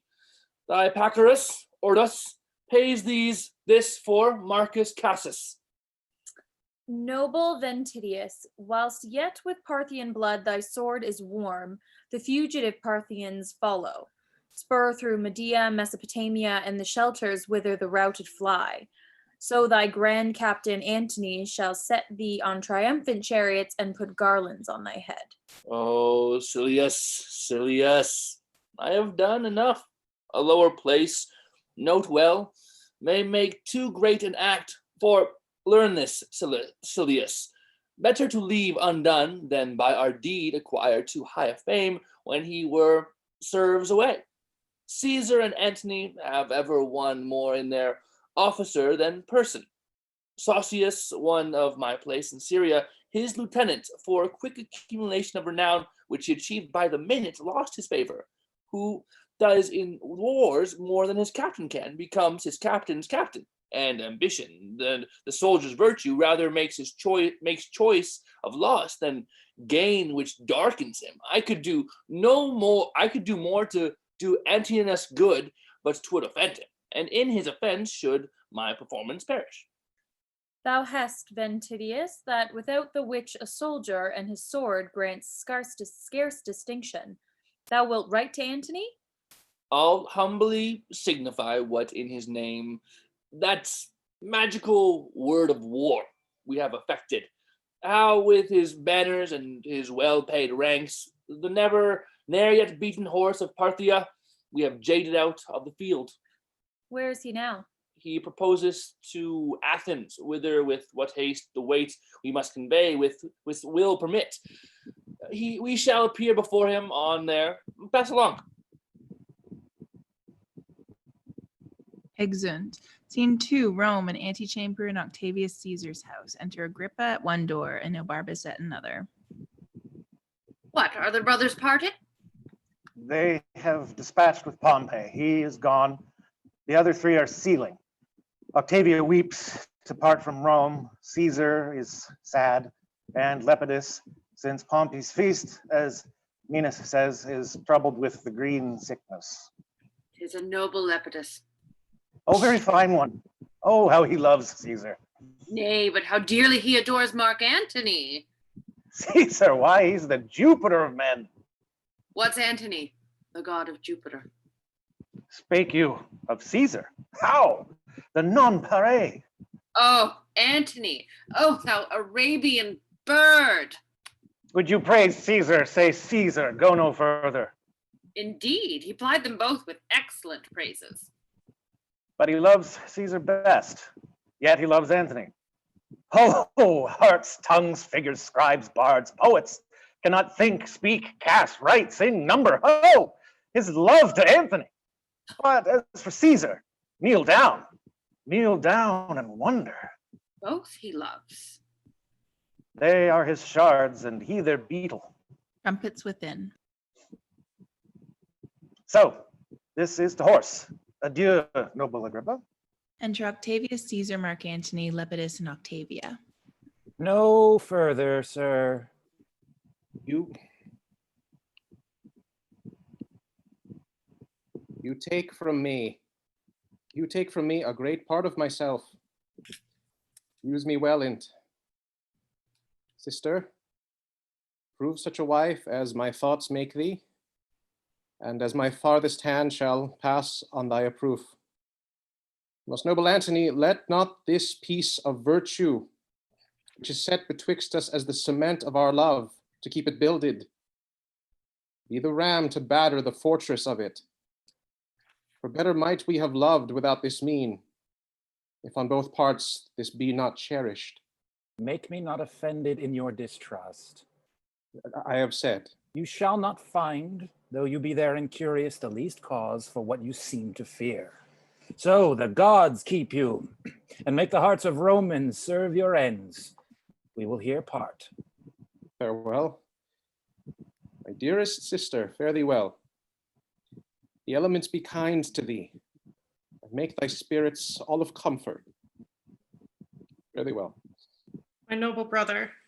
Oh, the Aprils in her eyes.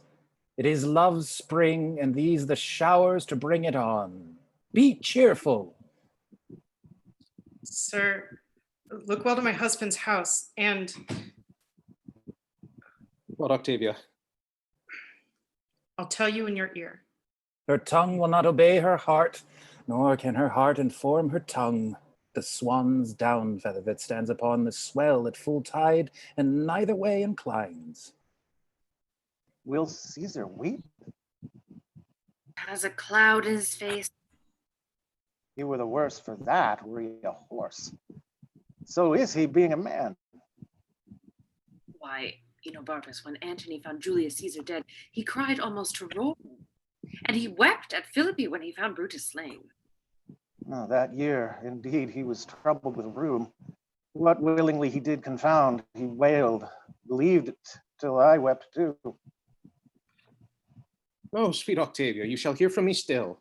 The time shall not outgo my thinking on you. Come, sir, come. I'll wrestle with you in my strength of love. Look, here I have you. Thus I let you go and give you to the gods. Adieu. Be happy.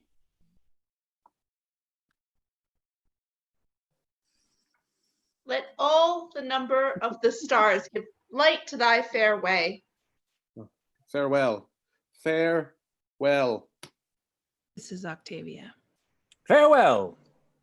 Trumpets sound. Exeunt. Scene 3, Alexandria, Cleopatra's palace. Enter Cleopatra, Charmian, Iris, and Alexis.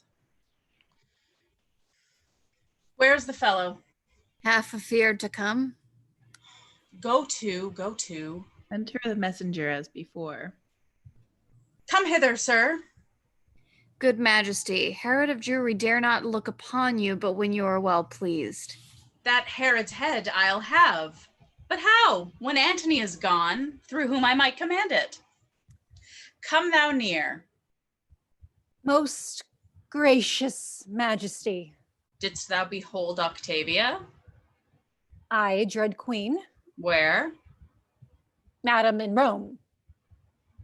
I looked her in the face and saw her led between her brother and Mark Antony. Is she as tall as me? She is not, madam. Didst hear her speak? Is she shrill-tongued or low? Madam, I heard her speak. She's low-voiced. Oh, that's not so good. He cannot like her long. Like her? Oh, Isis, 'tis impossible. I think so, Charmian. Dull of tongue and dwarfish. What majesty is in her gait? Remember, if e'er thou look'st on majesty. She crapes. Her motion and her station are as one. She shows a body rather than a life, a statue than a breather. Is this certain? Or I have no observance. 3 in Egypt cannot make better note. He's very knowing. I do perceive it. There's nothing better. I do perceive it. There's nothing in her yet. The fellow has good judgment. Excellent. Guess at her years, I prithee. Madam, she was a widow. Widow! Charmian, hark! And I do think she's 30. Bearest thou her face in mind? It's long around. Round, even to baldiness. Oh, for the most part, too, they are foolish that are so. Her hair, what color? Brown, madam, and her forehead as low as she would wish it. There's gold for thee. Thou must not take my former sharpness ill. I will employ thee back again. I find thee most fit for business. Go make thee ready. Our letters are prepared. Exit messenger. A proper man. Indeed, he is so. I repent me much that I so harried him. Why, methinks by him this creature's no such thing. Nothing, madam. The man hath seen some majesty, and should know. Hath he seen majesty? Isis else defend, and serving you so long. I have one more thing to ask him yet, good Charmian, but 'tis no matter. Thou shalt bring him to me where I will write. All may be well enough. I warrant you, madam. Excellent. Scene 4, Athens, a room in Mark Antony's house. Enter Mark Antony and Octavia. Nay, Octavia, not only that were excusable, that and thousands more of semblable import, but he hath waged new wars gainst Pompey, made his will, and read it to public ear, spoke scantly of me, when perforce he could not but pay me terms of honor, cold and sickly he vented them, most narrow measure lent me. When the best hint was given him, he not took't, or did it from his teeth. My good lord, believe not all, or if you must believe, stomach not all. A more unhappy lady, if this division chance, ne'er stood between praying for both parts. The good gods meet presently when I shall pray. Oh, bless my lord and husband. Undo that prayer by crying out as loud, oh, bless my brother. Husband wins, win brother, prays and destroys the prayer. No midway twixt these extremes at all. Gentle Octavia, let your best love draw to that point which seeks best to preserve it. If I lose mine honor, I lose myself. Better I were not yours than yours, so branchless. But as you requested, yourself shall go betweens. The meantime, lady, I'll raise the preparation of a war shall stain your brother. Make your soonest haste, so your desires are yours. Thanks to my lord. The Jove of power makes me most weak. Your reconciler. Wars twixt you twain would be as if the world should cleave, that slain men should solder up the rift. When it appears to you where this begins, turn your displeasure that way. For our faults can never be so equal that your love can equally move with them. Provide your going. Choose your own company and command what cost your heart has mind to. Excellent. Scene 5, the same, another room. Entered Enobarbus and Eros meeting. How now, friend Eros? There's strange news come, sir. What man? Caesar and Lepidus have made wars upon Pompey. This is old. What is the success? Caesar, having made use of him in the wars against Pompey, presently denied him rivality, would not let him partake in the glory of the action, and not resting here, accuses him of letters he had formerly wrote to Pompey. Upon his own appeal, seizes him, so the poor third is up till death enlarge his confine. Then, world, thou hast a pair of chaps, no more. And throw between them all the food thou hast. They'll grind the one the other. Where's Antony? He's walking in the garden, thus, and spurns the rush that lies before him, cries, "Fool, Lepidus!" and threats the throat of that his officer that murdered Pompey. Our great navy's rigged. For Italy and Caesar, more Domitius, my lord desires you presently. My news I might have told hereafter. 'Twill be naught, but let it be. Bring me to Antony. Come, sir. Exeunt. Scene 6, Rome, Octavius Caesar's house. Enter Octavius Caesar, Agrippa, and Maecenas. Condemning Rome, he has done all this and more. In Alexandria, here's the matter of it. In the marketplace, on a tribunal silvered, Cleopatra and himself in chairs of gold were publicly enthroned. At the feet sat Caesarion, whom they call my father's son, and all the unlawful issue that their lust since then hath made between them. Unto her he gave the establishment of Egypt, made her of Lower Syria, Cyprus, Lydia, absolute queen. This in the public eye? In the common showplace, where they exercise. His sons he there proclaimed the kings of kings. Great Media, Partha, and Armenia he gave to Alexander. To Ptolemy he assigned Syria, Cilicia, and Phoenicia. She, in the habiliments of the goddess Isis that day appeared, and oft before gave audience, as 'tis reported so. Let Rome be thus informed. Ooh, queasy with his insolence already, will their good thoughts call from him? The people know it, and have now received his accusations. Who does he accuse? Caesar, and that having in Sicily Sextus Pompeius spoiled, we had not rated him his part of the isle. Then does he say, he lent me some shipping unrestored. Lastly, he frets that Lepidus of the triumvirate should be deposed, and being that we detain all his revenue. Sir, this should be answered. 'Tis done already, and the messenger gone. I have told him Lepidus was grown too cruel, that he his high authority abused and did deserve his change. For what I have conquered, I grant him part. But then in his Armenia and other of his conquered kingdoms, I demand the like. He'll never yield to that. Nor must then be yielded to in this. Enter Octavia with her train. Hail, Caesar and my lord. Hail, most dear Caesar. That ever I should call thee castaway. You have not called me so, nor have you cause. Why have you stolen upon us thus? You come not like Caesar's sister. The wife of Antony should have an army for an usher, and the neighs of horse to tell of her approach, long ere she did appear. The trees, by the way, should have borne men, and expectation fainted, longing for what it had not. Nay, the dust should have ascended to the roof of heaven, raised by your populous troops. But you are come a market maid to Rome, and have prevented the ostentation of our love, which left unshown is often left unloved. We should have met you by sea and land, supplying every stage with an augmented greeting. Good my lord, to come thus was I not constrained, but did on my free will. My lord, Mark Antony, hearing that you prepared for war, acquainted my grieved ear withal, whereon I begged his pardon for return. Which soon he granted, being an obstruct between his lust and him. Do not say so, my lord. I have eyes upon him, and his affairs come to me on the wind. Where is he now? My lord, in Athens. No! My most wronged sister, Cleopatra, hath nodded him to her.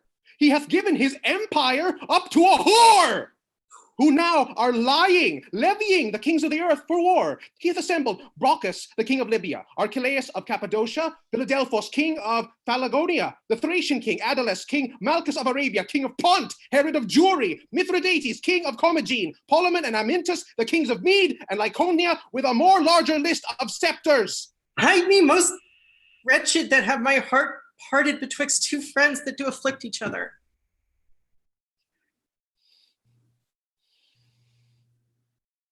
Welcome hither. Your letters did withhold our breaking forth, till we perceived both how you were wrong led and we in negligent danger. Cheer your heart. Be you not troubled with the time, which drives o'er your content these strong necessities. But let determined things to destiny hold unbewailed their way. Welcome to Rome. Nothing more dear to me. You are abused, beyond the mark of thought, and the high gods, to do you justice, make them ministers of us and those that love you. Best of comfort, and ever welcome to us. Welcome, lady. Welcome, dear madam. Each heart in Rome does love and pity you. Only the adulterous Antony, most large in his abominations, turns you off and gives his potent regiment to a trawl that noises it against us. Is it so, sir? Most certain. Sister, welcome. Pray you, be ever known to patience. My dearest sister. Exeunt. Scene 7 near Actium, Mark Antony's camp. Enter Cleopatra and Demetus Aenobarbus. I will be even with thee, doubt it not. But why? Why? Why? Thou hast forspoke my being in these wars, and sayest it is not fit. Well, is it? Is it? If not denounced against us, why should not we be there in person? Well, I could reply. If we should serve with horse and mares together, the horse were merely lost. The mares would bear a soldier and his horse. What is it you say? Your presence must puzzle Antony. Take from his heart, take from his brain, from his time. Well, it should not then be spared. He is already traduced for levity, and 'tis said in Rome that Photinus, an eunuch, and your maids manage this war. Sink Rome and their tongues rot that speak against us. A charge we bear in the war, and as president of my kingdom will appear there for a man. Speak not against it. I will not stay behind. Nay, I have done. Here comes the emperor.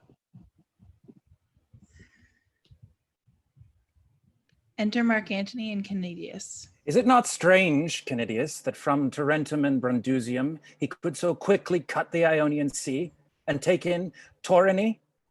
You have heard on't, sweet? Celerity is never more admired than by the negligent. A good rebuke, which might well have become the best of men to taunt at slackness. Canidius, we will fight with him by sea. By sea, what else? Why will my lord do so? For that he dares us to't. So hath my lord dared him to single fight. Aye, and to wage this battle at Pharsalia, where Caesar fought with Pompey, but these offers which serve not for his vantage, he shakes off, and so should you. Your ships are not well manned. Your mariners are muleters, reapers, people engrossed by swift impress. In Caesar's fleet are those that often have against Pompey fought. Their ships are yare, yours heavy. No disgrace shall fall you for refusing him at sea, being prepared for land. By sea, by sea. Most worthy sir, you therein throw away the absolute soldiership you have by land. Distract your army, which doth most consist of war-marked footmen. Leave unexecuted your own renowned knowledge. Quite forego the way which promises assurance, and give up yourself merely to chance and hazard from firm security. I'll fight at sea. I have 60 sails. Caesar none better. Our overplus of shipping we will burn, and with the rest full manned from the head of Actium beat the approaching Caesar. But if we fail, we then can do it at land. Enter a messenger. Thy business? The news is true, my lord. He is descried. Caesar has taken Turin. Can he be there in person? 'Tis impossible. Strange that power should be. Canidius, our 19 legions thou shalt hold by land, and our 12,000 horse. Wheel to our ship. Away, my Thetis. Enter a soldier. How now, worthy soldier? Noble emperor, do not fight by sea. Trust not to rotten planks. Do you misdoubt this sword and these my wounds? Let the Egyptians and the Phoenicians go a-ducking. We have used to conquer, standing on the earth and fighting foot to foot. Well, well, away. Exeunt Mark Antony, Queen Cleopatra, and Demetrius Enobarbus. By Hercules, I think I'm in the right. Soldier, thou art. But his whole action grows not in the power on it. So our leaders led, and we are women's men. You keep by land, the legions in the horse hold, do you not? Marcus Octavius, Marcus Justaeus, Publicola, and Caelius are for sea, but we keep whole by land. The speed of Caesar's carries beyond belief. While he was yet in Rome, his power went out in such distractions as beguiled all spies. Who's his lieutenant, hear you?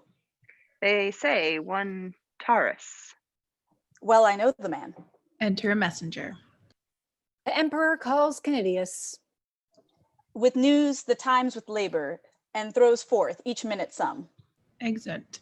Scene 8, a plain near Actium. Enter Octavius Caesar and Taurus with his army marching. Taurus, My lord, strike not by land. Keep whole. Provoke not battle, till we have done at sea. Do not exceed the prescript of this scroll. Our fortune lies upon this jump. Exeunt. Scene 9, another part of the plain. Enter Mark Antony and Enobarbus. Set we our squadrons on yon side of the hill, eye of Caesar's battle, from which place we may the numbers of the ships behold, and so proceed accordingly. Exeunt. Scene 10, another part of the plain. Canidius marcheth with his land army one way over the stage, and Taurus, the lieutenant of Octavius Caesar, the other way. After their going in is heard the noise of a sea fight. Alarum, enter Enobarbus. Not, all not. I can behold no longer the Antoniad, the Egyptian admiral, with all their 60 fly and turn the rudder. To see it, mine eyes are blasted. Enter Scarus. Gods and goddesses, all the whole synod of them. What's thy passion? The greater cantle of the world is lost with very ignorance. We have kissed away kingdoms and provinces. How appears the fight? On our side, like the tokened pestilence, where death is sure. Yon Ribadred, nag of Egypt, whom leprosy o'ertake, in the midst of the fight, when vantage like a pair of twins appeared, both at the same time, or rather ours the elder, the breast upon her like a cow in June, hoists sails and flies.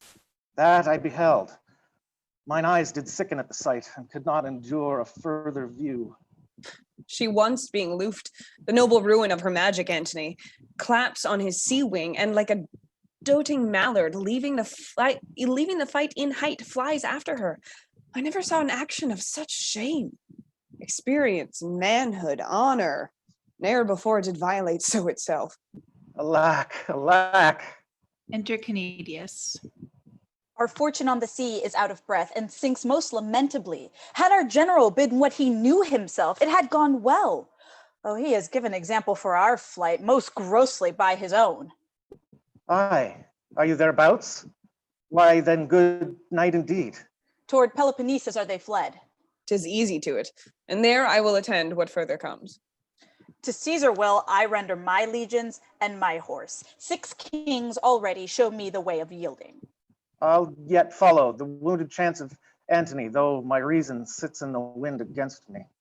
Exeunt. Scene 11, at Alexandria, Cleopatra's palace. Enter Mark Antony with attendants. Hark, the land bids me tread no more upon. It is ashamed to bear me. Friends, come hither. I am so lated in the world that I have lost my way forever.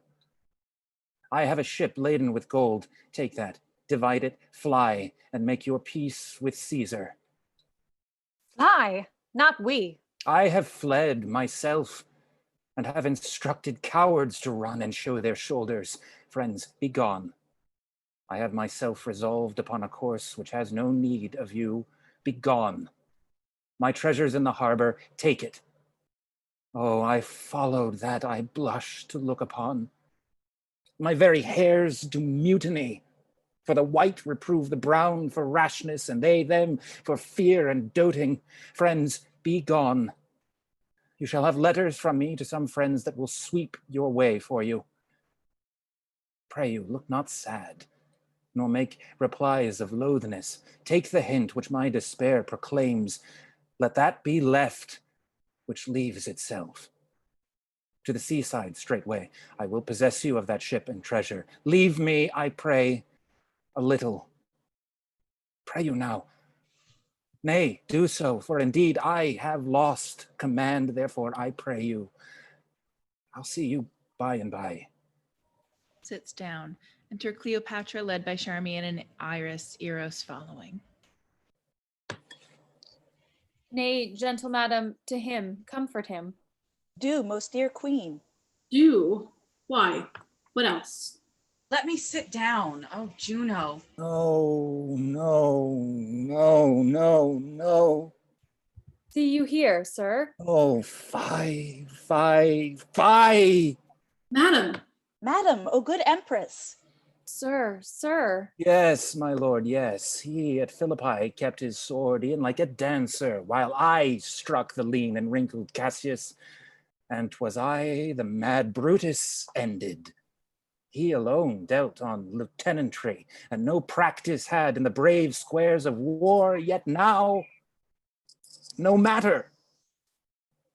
Ah, stand by.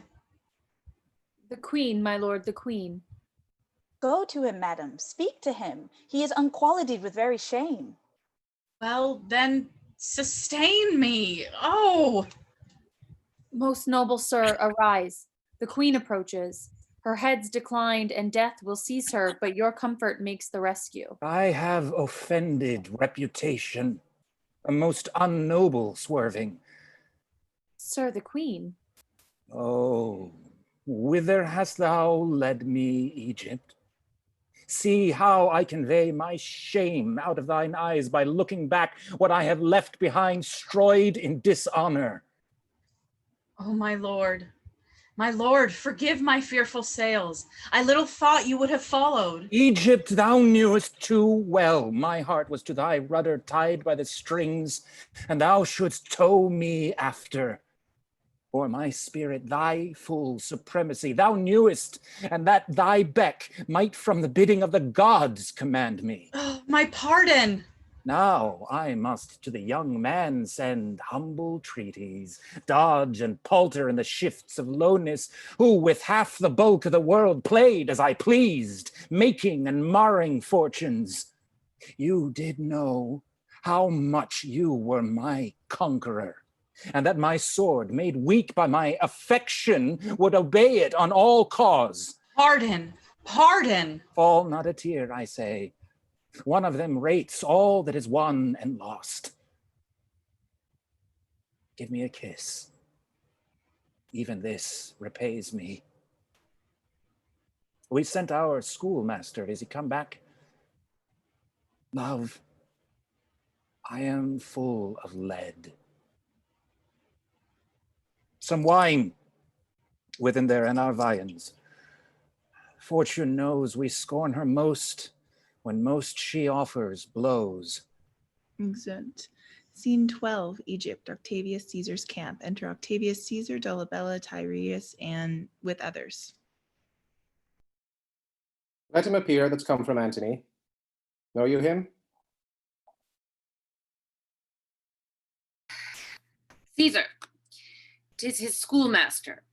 An argument that he has plucked, when hither he sends so poor a pinion off his wing, which had superfluous kings for messengers not many moons gone by. Enter Euphronius, ambassador from Mark Antony. Approach and speak. Such as I am, I come from Antony. I was of late as petty to his ends as is the morn dew on the myrtle leaf to his grand sea. Be it so. Declare thine office. Lord of his fortunes, he salutes thee and requires to live in Egypt, which is not granted. He lessens his request and to thee sues to let him breathe between the heavens and earth, a private man in Athens. This for him. Next, Cleopatra does confess thy greatness, submits her to thy might, and of thee craves the circle of the Ptolemies for her heirs. Now hazarded to thy grace. For Antony, I have no ears to his request. The queen of audience nor desire shall fail, so she from Egypt drive her all disgraced friend, or take his life there. This if she perform, she shall not sue unheard. So to them both. Fortune pursue thee. Bring him through the bands. Exit Euphronius. From Antony, win Cleopatra. Promise, and in our name, what she requires. Add more from thine invention, offers. Women are not in their best fortunes strong, but want will perjure the ne'er touched vestal. Try thy cunning, Tyrius. Make thine own edict for thy pains, which we will answer as a law. Caesar, let it go. Observe how Antony becomes his flaw, and what thou thinkst his very action speaks in every power that moves. Caesar, I shall. Excellent. Scene 13, Alexandria, Cleopatra's palace. Enter Cleopatra, Enobarbus, Charmian, and Iris. What shall we do, Enobarbus? Think and die. Is Antony or we in fault for this? Antony only, that would make his will lord of his reason. What though you fled from that great face of war, whose several ranges frighted each other? Why should he follow? The itch of his affection should not then have nicked his captainship at such a point when half to half the world opposed, he being the mirrored question. 'Twas a shame no less than was his loss to course your flying flags and leave his navy grazing. Prithee, peace. Enter Mark Antony with Euphronius, the ambassador. Is that his answer? Aye, my lord. The queen shall then have courtesy, so she will yield us up. He says so. Let her know it. To the boy, Caesar, send this grizzled head, and he will fill thy wishes to the brim with principalities. That head, my lord? To him again. Tell him he wears the rose of youth upon him, from which the world should note something particular. His coin, ships, legions, may be a coward's, whose ministers would prevail under the service of a child as soon as at the command of Caesar. I dare him, therefore, to lay his gay comparison apart, and answer me declined, sword against sword, ourselves alone. I'll write it. Follow me. Exit Mark Antony and Euphronius. Yes, like enough, high-battled Caesar will unstate his happiness and be staged to the show against a sworder. I see men's judgments are a parcel of their fortunes, and things outward do draw the inward quality after them to suffer all alike. That he should dream, knowing all measures. The full Caesar will answer his emptiness. Caesar, thou hast subdued his judgment too. Enter an attendant. A message from Caesar. What, no more ceremony? See, my women, against the blown rose may they stop their nose that kneeled unto the buds. Admit him, sir. Exit attendant. Mine honesty and I begin to square. The loyalty well held to fools does make our faith mere folly. Yet he that can endure to follow with allegiance a fallen lord does conquer him that did his master conquer, and earns a place in the story. Enter Therius. Caesar's will? Hear it apart. None but friends, say boldly. So, haply, are they friends to Antony? He needs as many, sir, as Caesar has, or needs not us. If Caesar please, our master will leap to be his friend. For us, you know whose he is we are, and that is Caesar's.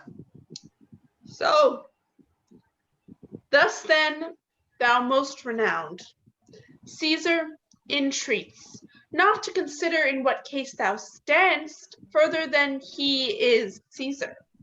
Go on, right royal.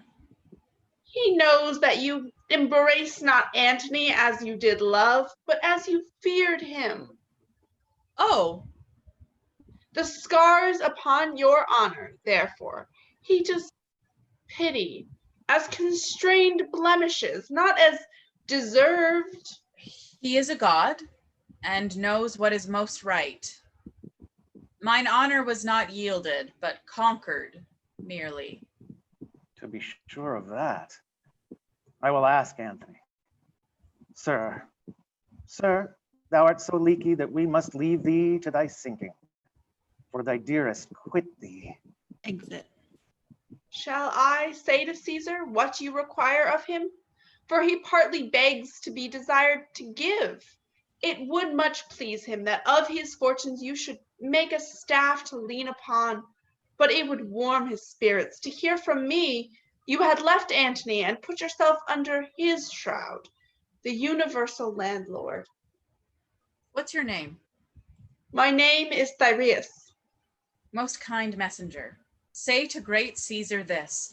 In deputation, I kiss his conquering hand.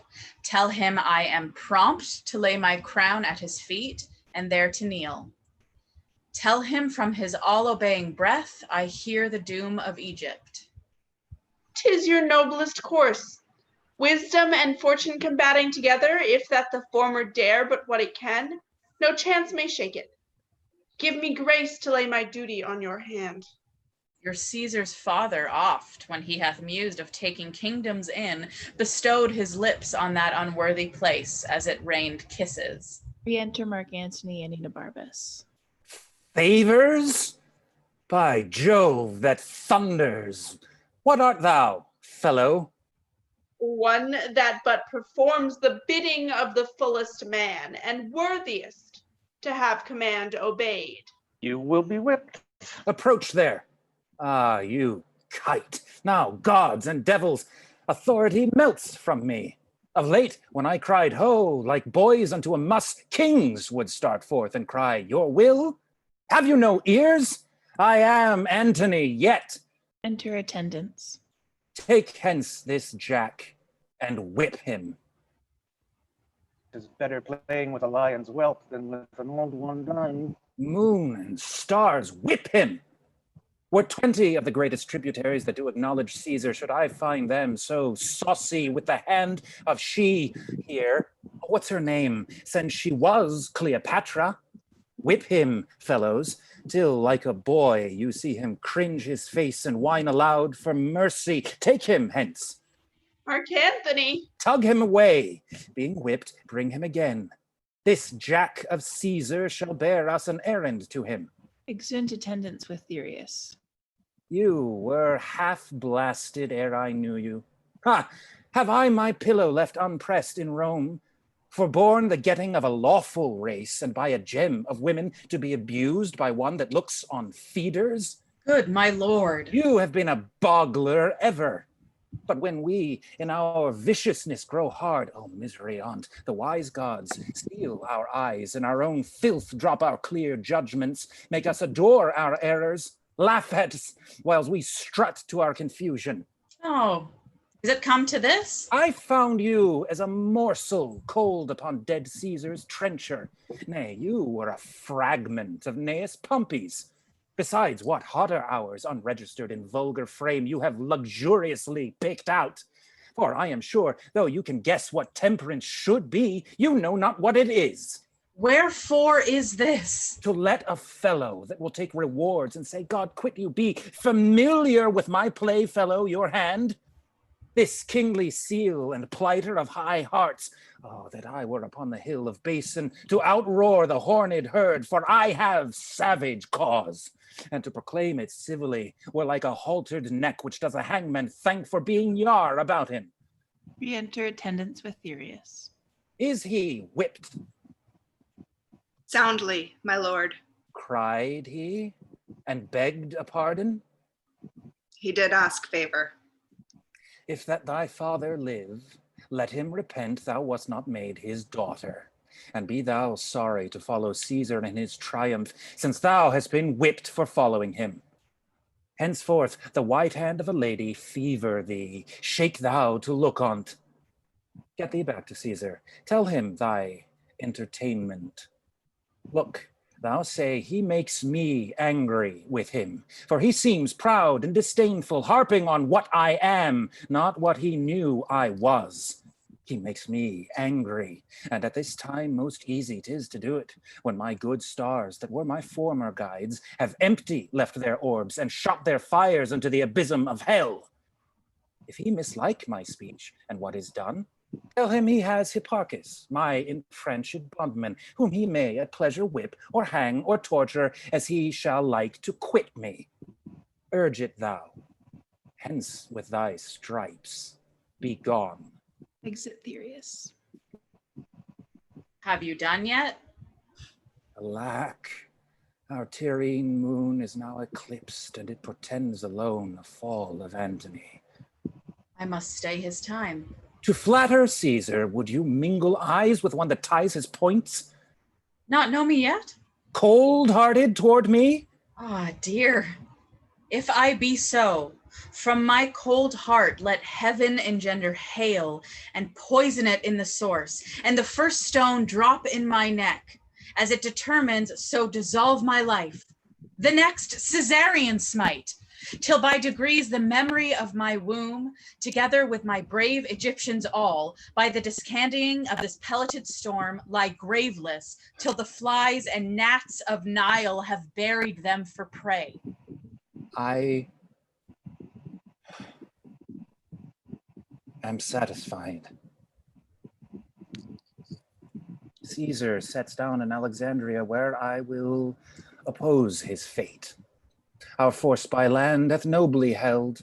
Our severed navy too have knit again, and fleet threatening most sea-like. Where hast thou been, my heart? Dost thou hear, lady? If from the field I shall return once more to kiss these lips, I will appear in blood. I and my sword will earn our chronicle. There's hope in yet. That's my brave lord. I will be treble-sinewed, hearted, breathed, and fight maliciously. For when mine hours were nice and lucky, men did ransom lives of me for jests.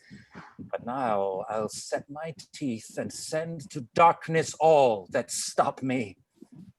Come, let's have one other gaudy night.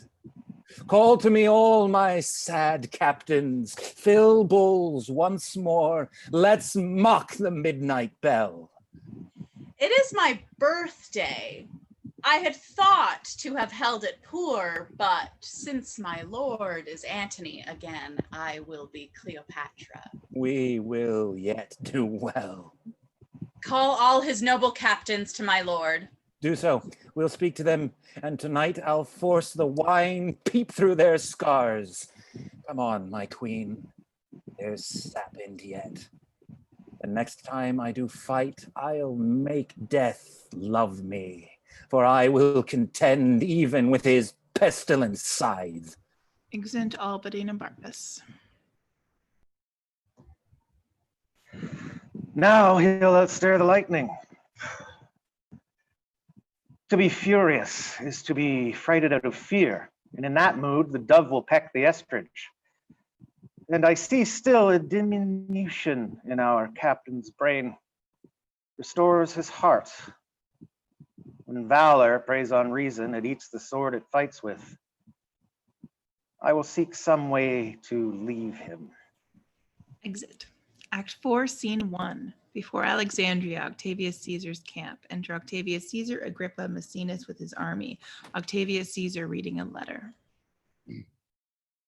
He calls me boy, and chides as he had power to beat me out of Egypt. My messenger he hath whipped with rods, dares me to personal combat, Caesar to Antony. Let the old ruffian know I have many other ways to die. Meantime, laugh at his challenge. Caesar must think, when one so great begins to rage, he's hunted even to falling. Give him no breath, but now make boot of his distraction. Never anger, make good, guard for itself. We'll let our best heads know that tomorrow, the last of many battles we mean to fight. Within our files there are, of those that served Mark Antony but late, enough to fetch him in. See it done. And feast the army. We have store to do it, and they have earned the waste. Poor Antony. Exeunt. Scene 2, Alexandria, Cleopatra's palace. Enter Mark Antony, Cleopatra, Enobarbus, Charmian, Iris, Alexis with others. He will not fight with me, Domitius. No. Why should he not? He thinks, being 20 times of better fortune, he is 20 men to 1. Tomorrow, soldier, by sea and land I'll fight, or I will live or bathe my dying honor, and the blood shall make it live again. Thou fight well. I'll strike and cry, take all! Well said. Come on. Call forth my household servants. Let's tonight be bounteous at our meal. Enter 3 or 4 servitors. Give me thy hand. Thou hast been rightly honest. So hast thou. Thou. And thou. And thou. You have served me well, and kings have been your fellows. What means this? 'Tis one of those odd tricks which sorrow shoots out of the mind. And thou art honest, too. I wish I could be made so many men, and all of you clapped up together in an Antony, that I might do you service so good as you have done. Gods forbid. Well, my good fellows, wait on me tonight. Scant not my cups, and make as much of me as when mine empire was your fellow too, and suffered my command. What does he mean? To make his followers weep. Tend me tonight. Maybe it is the period of your duty. Happily, you shall not see me more, or if a mangled shadow, perchance tomorrow you'll serve another master. I look on you as one that takes his leave. Mine honest friends, I turn you not away, but like a master married to your good service, stay till death. Tend me tonight 2 hours, I ask no more, and the gods yield you for it. What means you, sir, to give them this discomfort? Look, they weep, and I, an ass, am onion-eyed. For shame, transform us not to women. Now the witch take me if I meant it thus. Grace grow where those drops fall. My hearty friends, you take me into dolorous ascents, for I spake to you for your comfort, did desire you to burn this night with torches. No, my hearts, I hope well of tomorrow, and will lead you where rather I expect victorious life than death and honor. Let's to supper, come, and drown consideration. Exeunt. Scene 3, the same, before the palace. Enter 2 soldiers to their guard. Brother, good night. Tomorrow is the day. It will determine one way. Fare you well.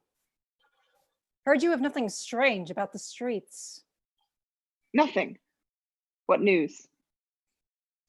Belike 'tis but a rumor. Good night to you. Well, sir, good night. Enter 2 other soldiers. Soldiers, have careful watch. And you, good night. Good night. They place themselves in every corner of the stage.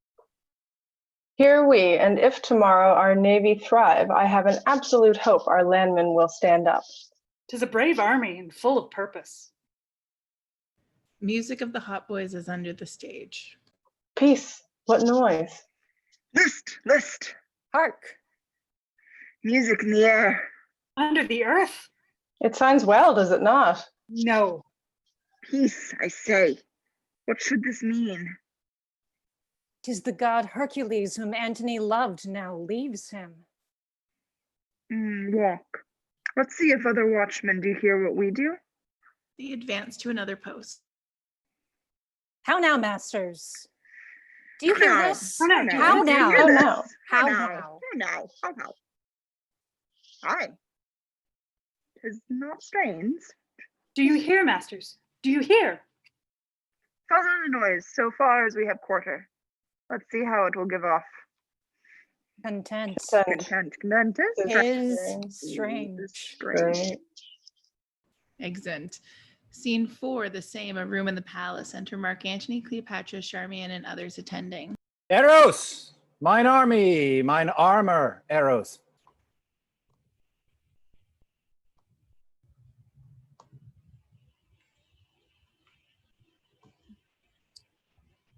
Endo arrows with armor. Come. No, my Chuck, Eros. Come. Mine armor, Eros. Come, good fellow, put mine armor on. If fortune be ours today, it is because we brave her. Come. Nay, I'll help too. What's this for? Ah, let be. Thou art the armorer of my heart. False. This. Sooth, law, I'll help. Thus it must be. Well, we shall thrive now. Seest thou, my good fellow, go put on thy defenses. Briefly, sir. Is it not buckled well? Rarely. He that unbuckles this, till we do please to daft for our repose, shall hear a storm. Thou fumblest, Eros, and my queen's a squire more tight at this than thou. Dispatch. Oh, love, that thou couldst see my wars today, and knewest the royal occupation thou shouldst see a workman in't. Enter an armed soldier. Good morrow to thee, welcome. Thou looks like him that knows a warlike charge. To business that we love, we rise betime and go to it with delight. 1,000, sir, early though it be. Have on their riveted trim, and at the port expect you. Shout, trumpets flourish, enter captains and soldiers. The morn is fair. Good morrow, General.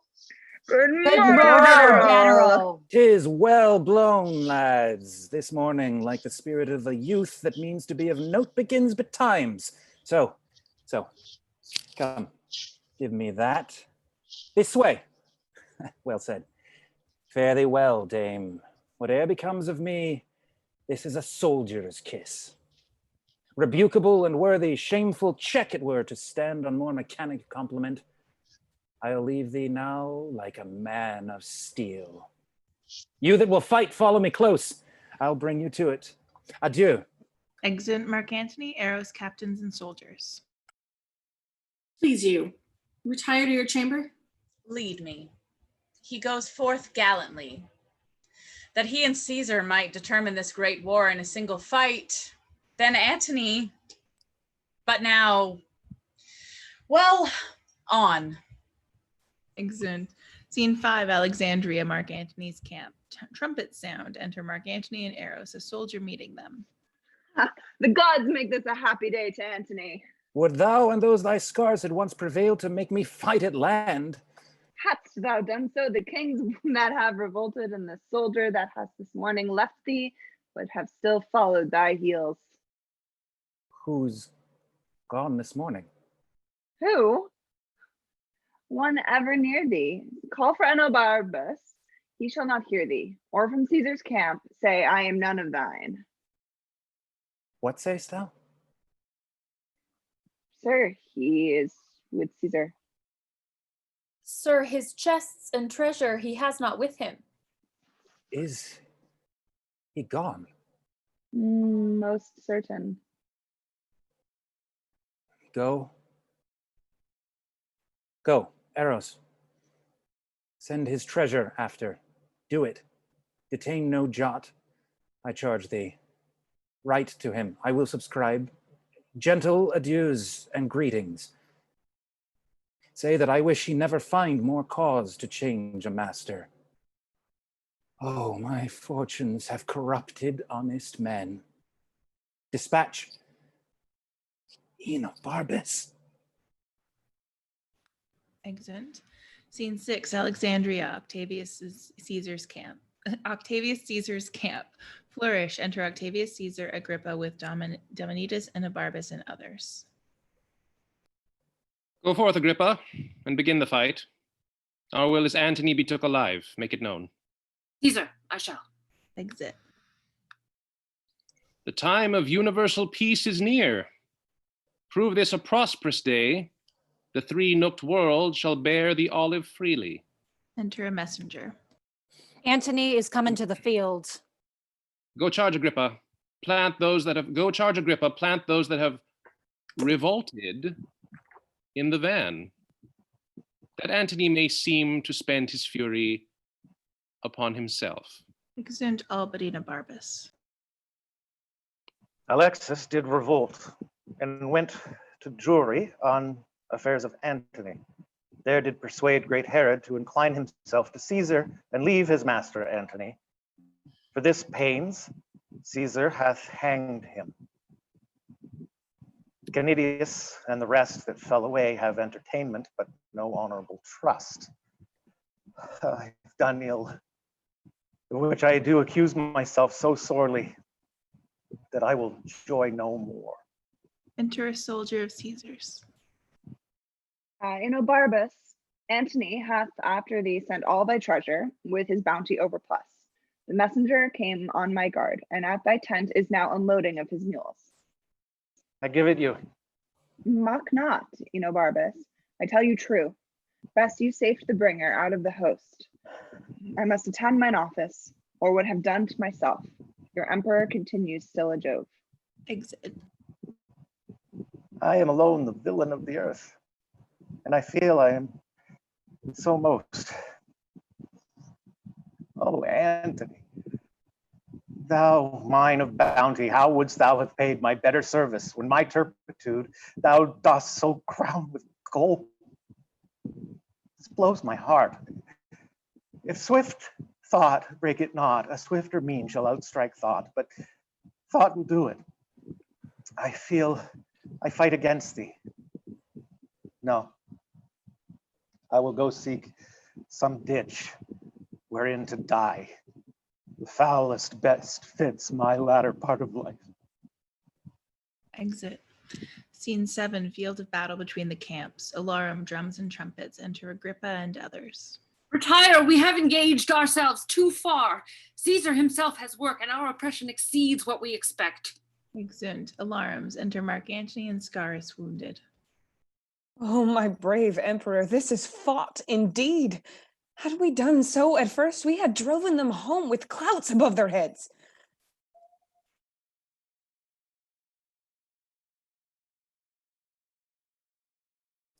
Thou bleedst apace. I had a wound here that was like a T, but now 'tis made an H. They do retire. Now we'll beat him into bench holes. I have yet room for 6 scotches more, huh? They are beaten, sir, and our advantage serves for a fair victory. Let us score their backs and snatch him up as we take hares behind. 'Tis sport to maul a runner. I will reward thee once for thy sprightly comfort and tenfold for thy good valor. Come thee on. I'll halt after. Oh. Exeunt. Scene 8, under the walls of Alexandria. Alarum. Enter Mark Antony in a march. Scaurus with others. We have beat him to his camp. Run one before and let the queen know of our jests. Tomorrow, before the sun shall see us, we'll spill the blood that has today escaped. I thank you all, for doughy-handed are you, and have fought not as you serve the cause, but as it been each man's like mine. You have shown all Hectors. Enter the city, clip your wives, your friends, tell them your feats, whilst they with joyful tears wash the congealment from your wounds and kiss the honored gashes whole. Give me thy hand. Enter Cleopatra attended. To this great fairy, I'll commend thy acts. Make her thanks bless thee. O thou, day of the world, chain mine armed neck, leap thou, attire and all, through proof of harness to my heart, and there ride on the pants triumphing.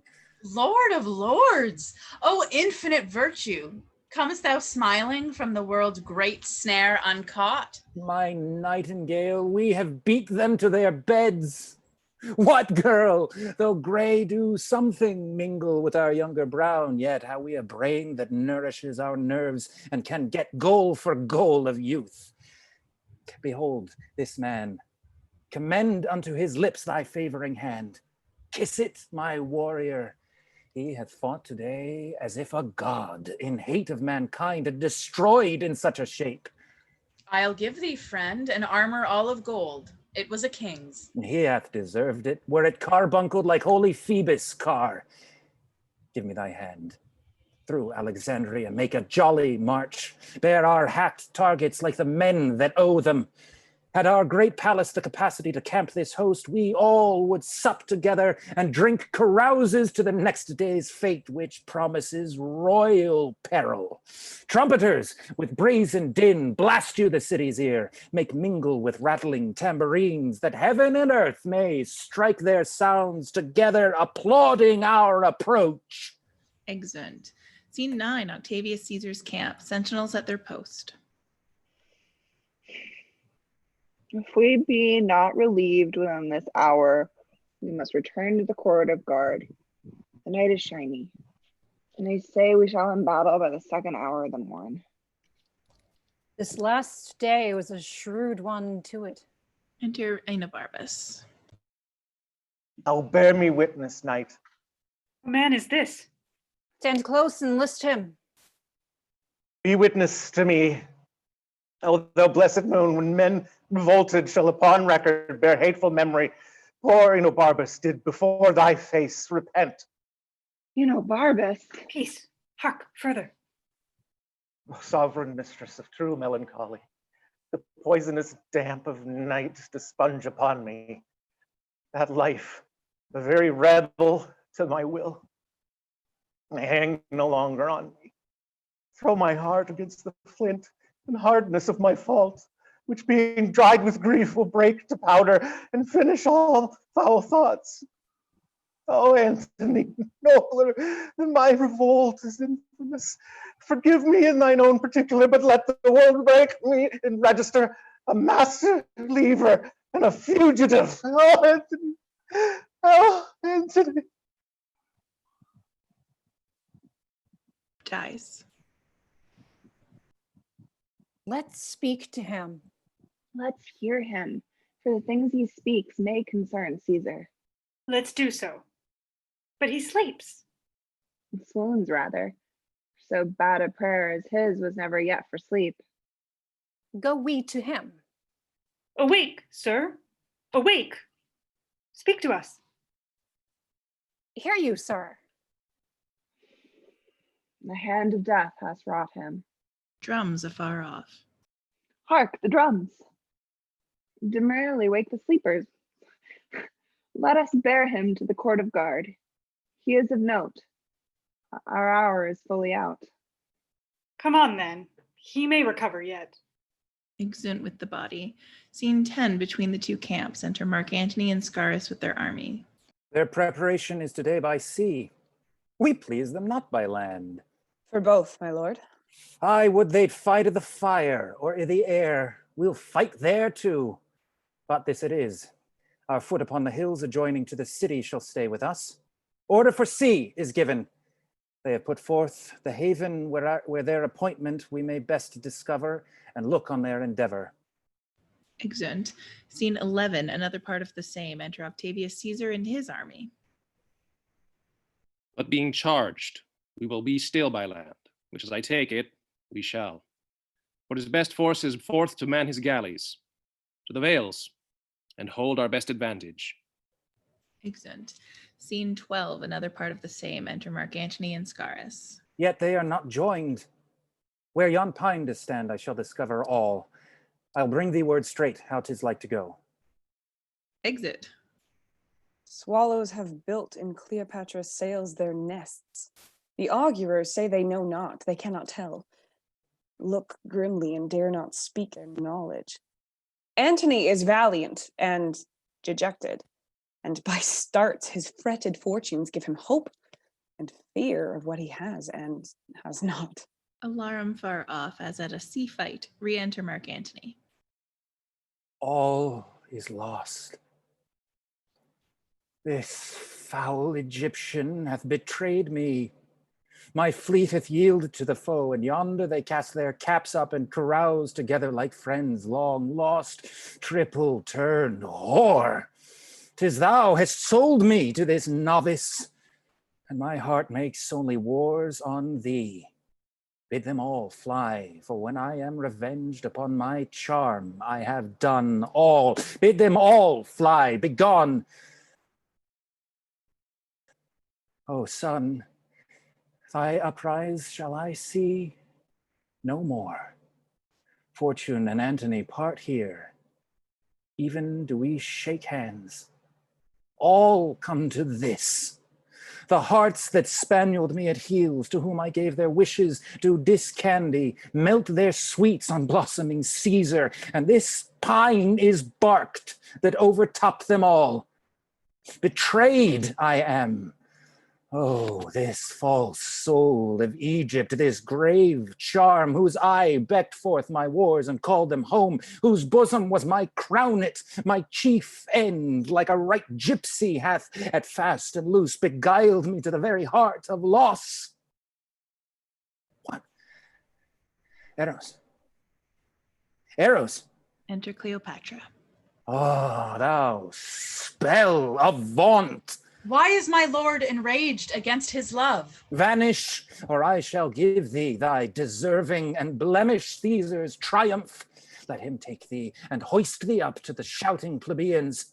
Follow his chariot like the greatest spot of all thy sex, most monster-like. Be shown for poorest diminutives, for doits, and let patient Octavia plow thy visage up with her prepared nails. Exit Cleopatra. 'Tis well thou art gone, if it be well to live. But better 'twere thou fell'st into my fury, for one death might have prevented many. Eros, ho!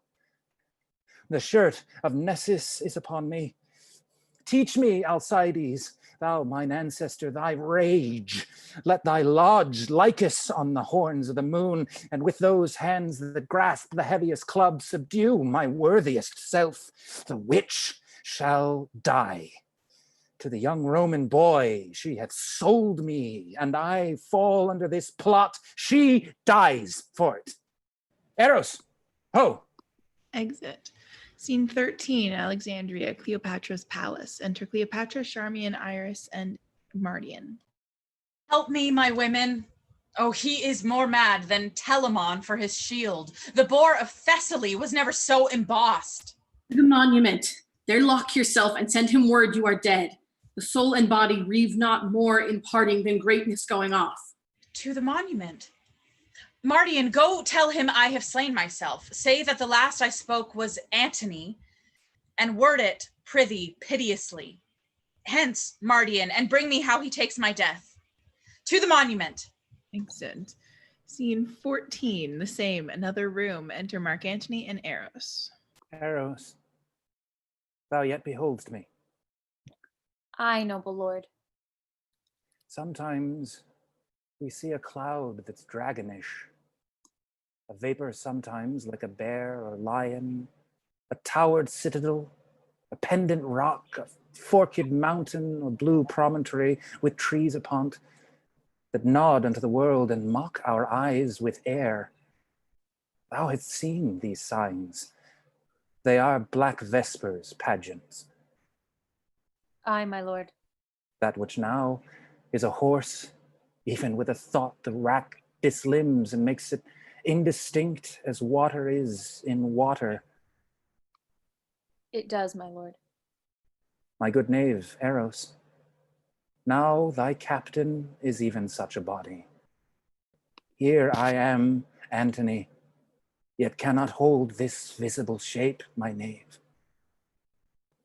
I made these wars for Egypt, and the queen whose heart I thought I had, for she had mine, which whilst it was mine had annexed unto it 1,000,000 more now lost. She, Eros, has packed cards with Caesar, and false played my glory unto an enemy's triumph. Nay, weep not, gentle Eros. there is left us ourselves to end ourselves. Enter Mardian. Oh, thy vile lady, she has robbed me of my sword. No, Antony, my mistress loved thee, and her fortunes mingled with thine entirely. Hence, saucy eunuch, peace. She hath betrayed me and shall die the death. Death of one person can be paid but once, and that she has discharged. What thou wouldst do is done unto thy hand. The last she spake was, Antony, most noble Antony. Then in the midst a tearing groan did break the name of Antony. It was divided between her heart and lips. She rendered life, thy name so buried in her. Dead? Then? Dead. Unarm, Eros. The long day's task is done, and we must sleep. That thou departst hence safe does pay thy labor richly. Go. Exit Mardian. Off. Pluck off. The sevenfold shield of Ajax cannot keep the battery from my heart. Oh, cleave my sides. Heart, once be stronger than thy continent, crack thy frail case. Apace, Eros, apace. No more a soldier, bruise it pieces. Go! You have been nobly born. From me a while. Exit Eros. I will o'ertake thee, Cleopatra, and weep for my pardon. So it must be. For now all length of torture. Since the torch is out, lie down and stray no farther. Now all labor mars what it does. Yea, the very force entangles itself with strength. Seal then, and all is done. Eros, I come, my queen. Eros, stay for me. Where souls do couch on flowers, we'll hand in hand, and with our sprightly port make the ghosts gaze. Dido and her Aeneas shall want troops, and all the haunt be ours. Come, Eros. Eros. Re-enter Eros. What would my lord? Since Cleopatra died, I have lived in such dishonor that the gods detest my baseness. I, that with my sword quartered the world, and o'er green Neptune's back with ships made cities, condemn myself to lack the courage of a woman, less noble mind than she which by her death our Caesar tells I am conqueror of myself. Thou art sworn, Eros, that when the exigent should come, which now is come indeed, when I should see behind me the inevitable prosecution of disgrace and horror that on my command, then thou wouldst kill me. Do it. The time is come. Thou strikest not me. 'Tis Caesar thou defeatst. Put color in thy cheek. The gods withhold me. Shall I do that which all the Parthian darts, though enemy, lost aim and could not? Eros, wouldst thou be windowed in great Rome and see thy master thus with pleached arms, bending down his corrigible neck, his face subdued to penetrative shame, whilst the wheeled seat of fortunate Caesar drawn before him branded his baseness that ensued? I would not see it. Come then, for with a wound I must be cured. Draw that thy honest sword, which thou hast worn most useful for thy country. Oh, sir, pardon me. When I did make thee free, sworest thou not then to do this when I bade thee? Do it at once, for thy precedent services are all but accidents unpurposed. Draw and come. Turn from me then that noble countenance, wherein the worship of the whole world lies. Lo thee. My sword is drawn. Then let it do at once the thing why thou hast drawn.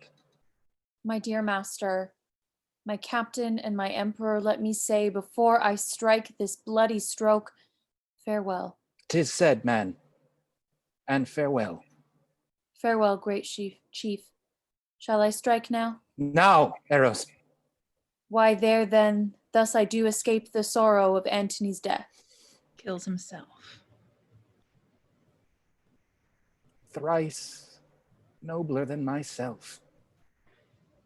Thou teachest me, O valiant Eros, what I should, and thou couldst not. My queen and Eros have by their brave instructions got upon me a nobleness in record. But I will be a bridegroom in my death, and run into it as to a lover's bed. Come then. And Eros, thy master dies, thy scholar, to do thus. Falling on his sword.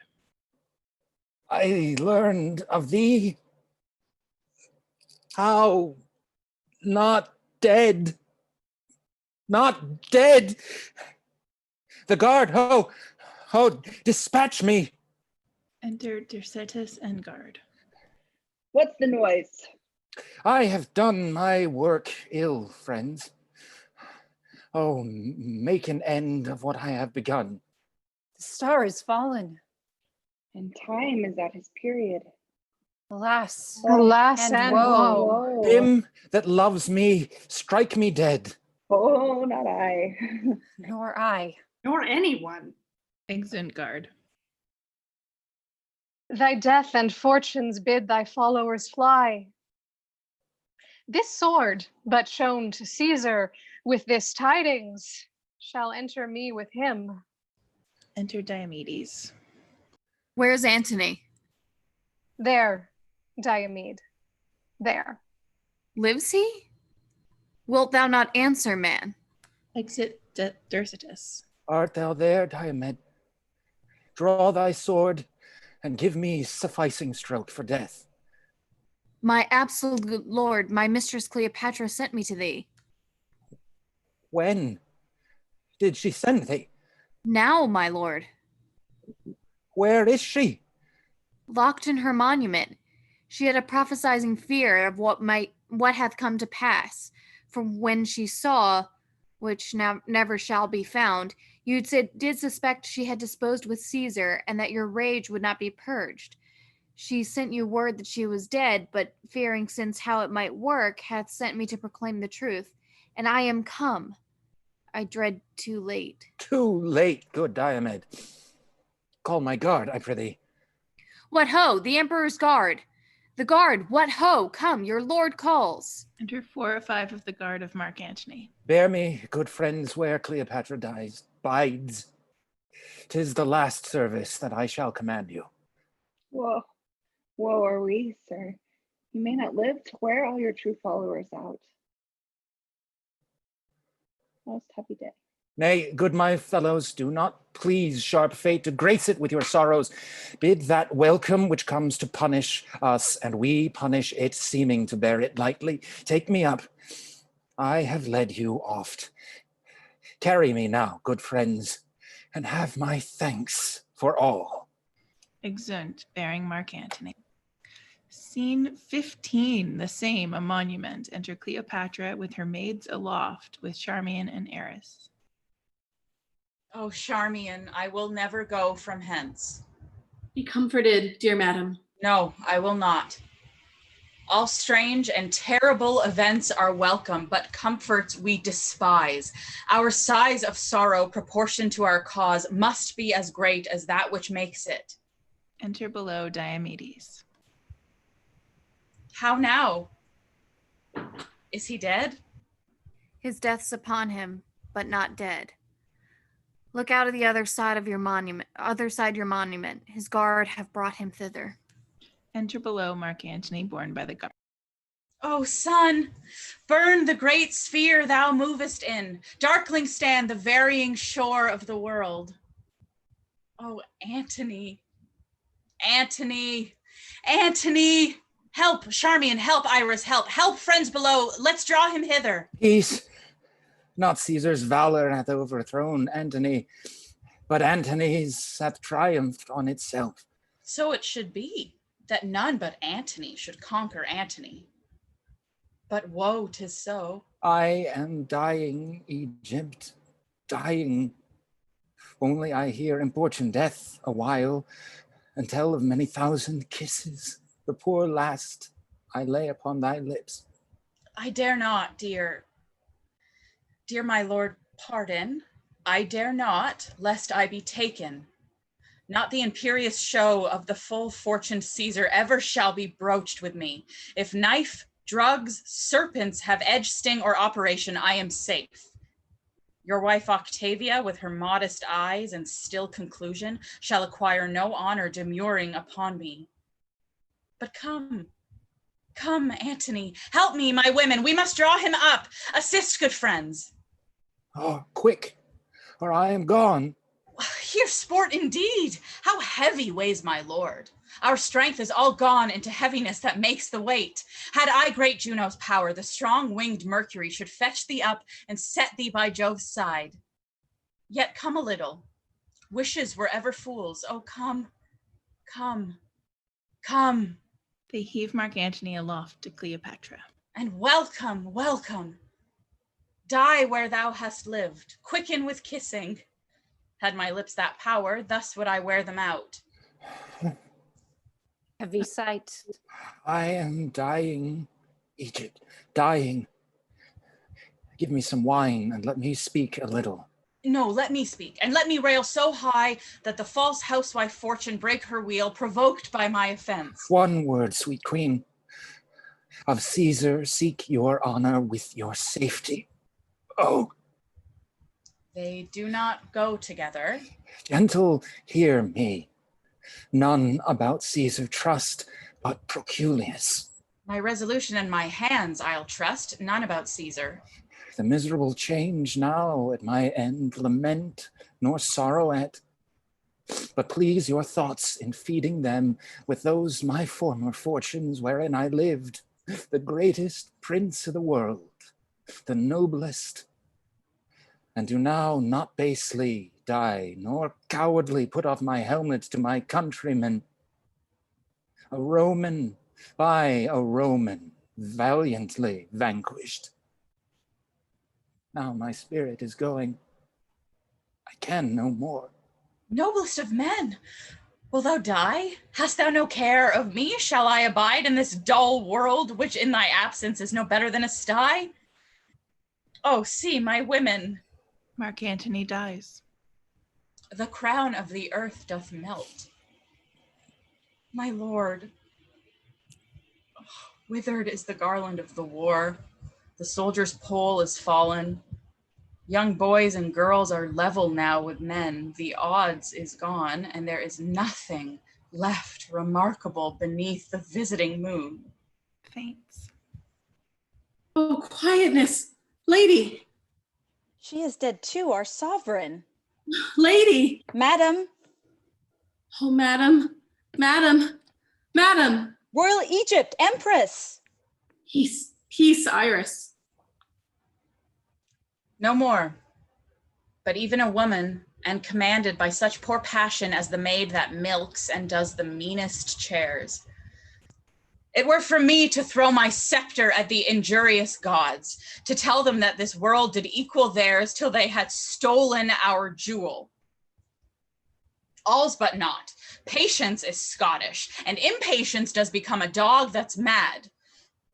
Then is it sin to rush into the secret house of death, ere death dare come to us?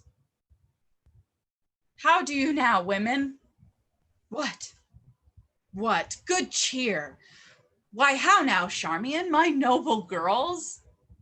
Ah, women, look, our lamp is spent, it's out. Good sirs, take heart. We'll bury him.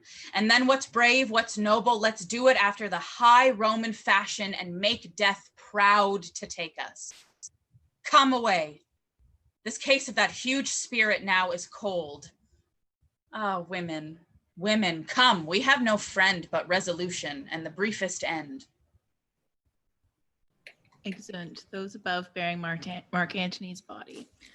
Act 5, Scene 1, Alexandria, Octavius Caesar's camp. Enter Octavius Caesar, Agrippa, Dolabella, Maecenas, Gallus, Proculius, and others, his council of war. Go to him, Dolabella. Bid him yield. Being so frustrate, tell him he mocks the pauses that he makes. Caesar, I shall. Exit. Enter Dercetus with the sword of Mark Antony. Wherefore is that? And what art thou that darest appear thus to us? I am called Dercetus. Mark Antony I served, who best was worthy best to be served. Whilst he stood up and spoke, he was my master, and I wore my life to spend upon his haters. If thou please to take me to thee, as I was to him, I'll be to Caesar. If thou pleasest not, I yield up my life. What is't thou sayest? I say, O Caesar, Antony is dead.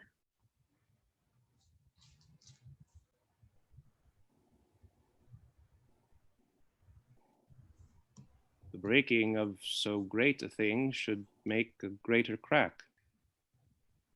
The round world should have shook lions into civil streets and citizens into their dens. The death of Antony is not a single doom. In the name lay a moiety of the world. He is dead, Caesar, not by a public minister of justice, nor by a hired knife, but that self-hand which writ his honor in the acts it did, hath, with the courage which the heart did lend it, splitted the heart. This is his sword. I robbed his wound of it. Behold it, stained with his most noble blood.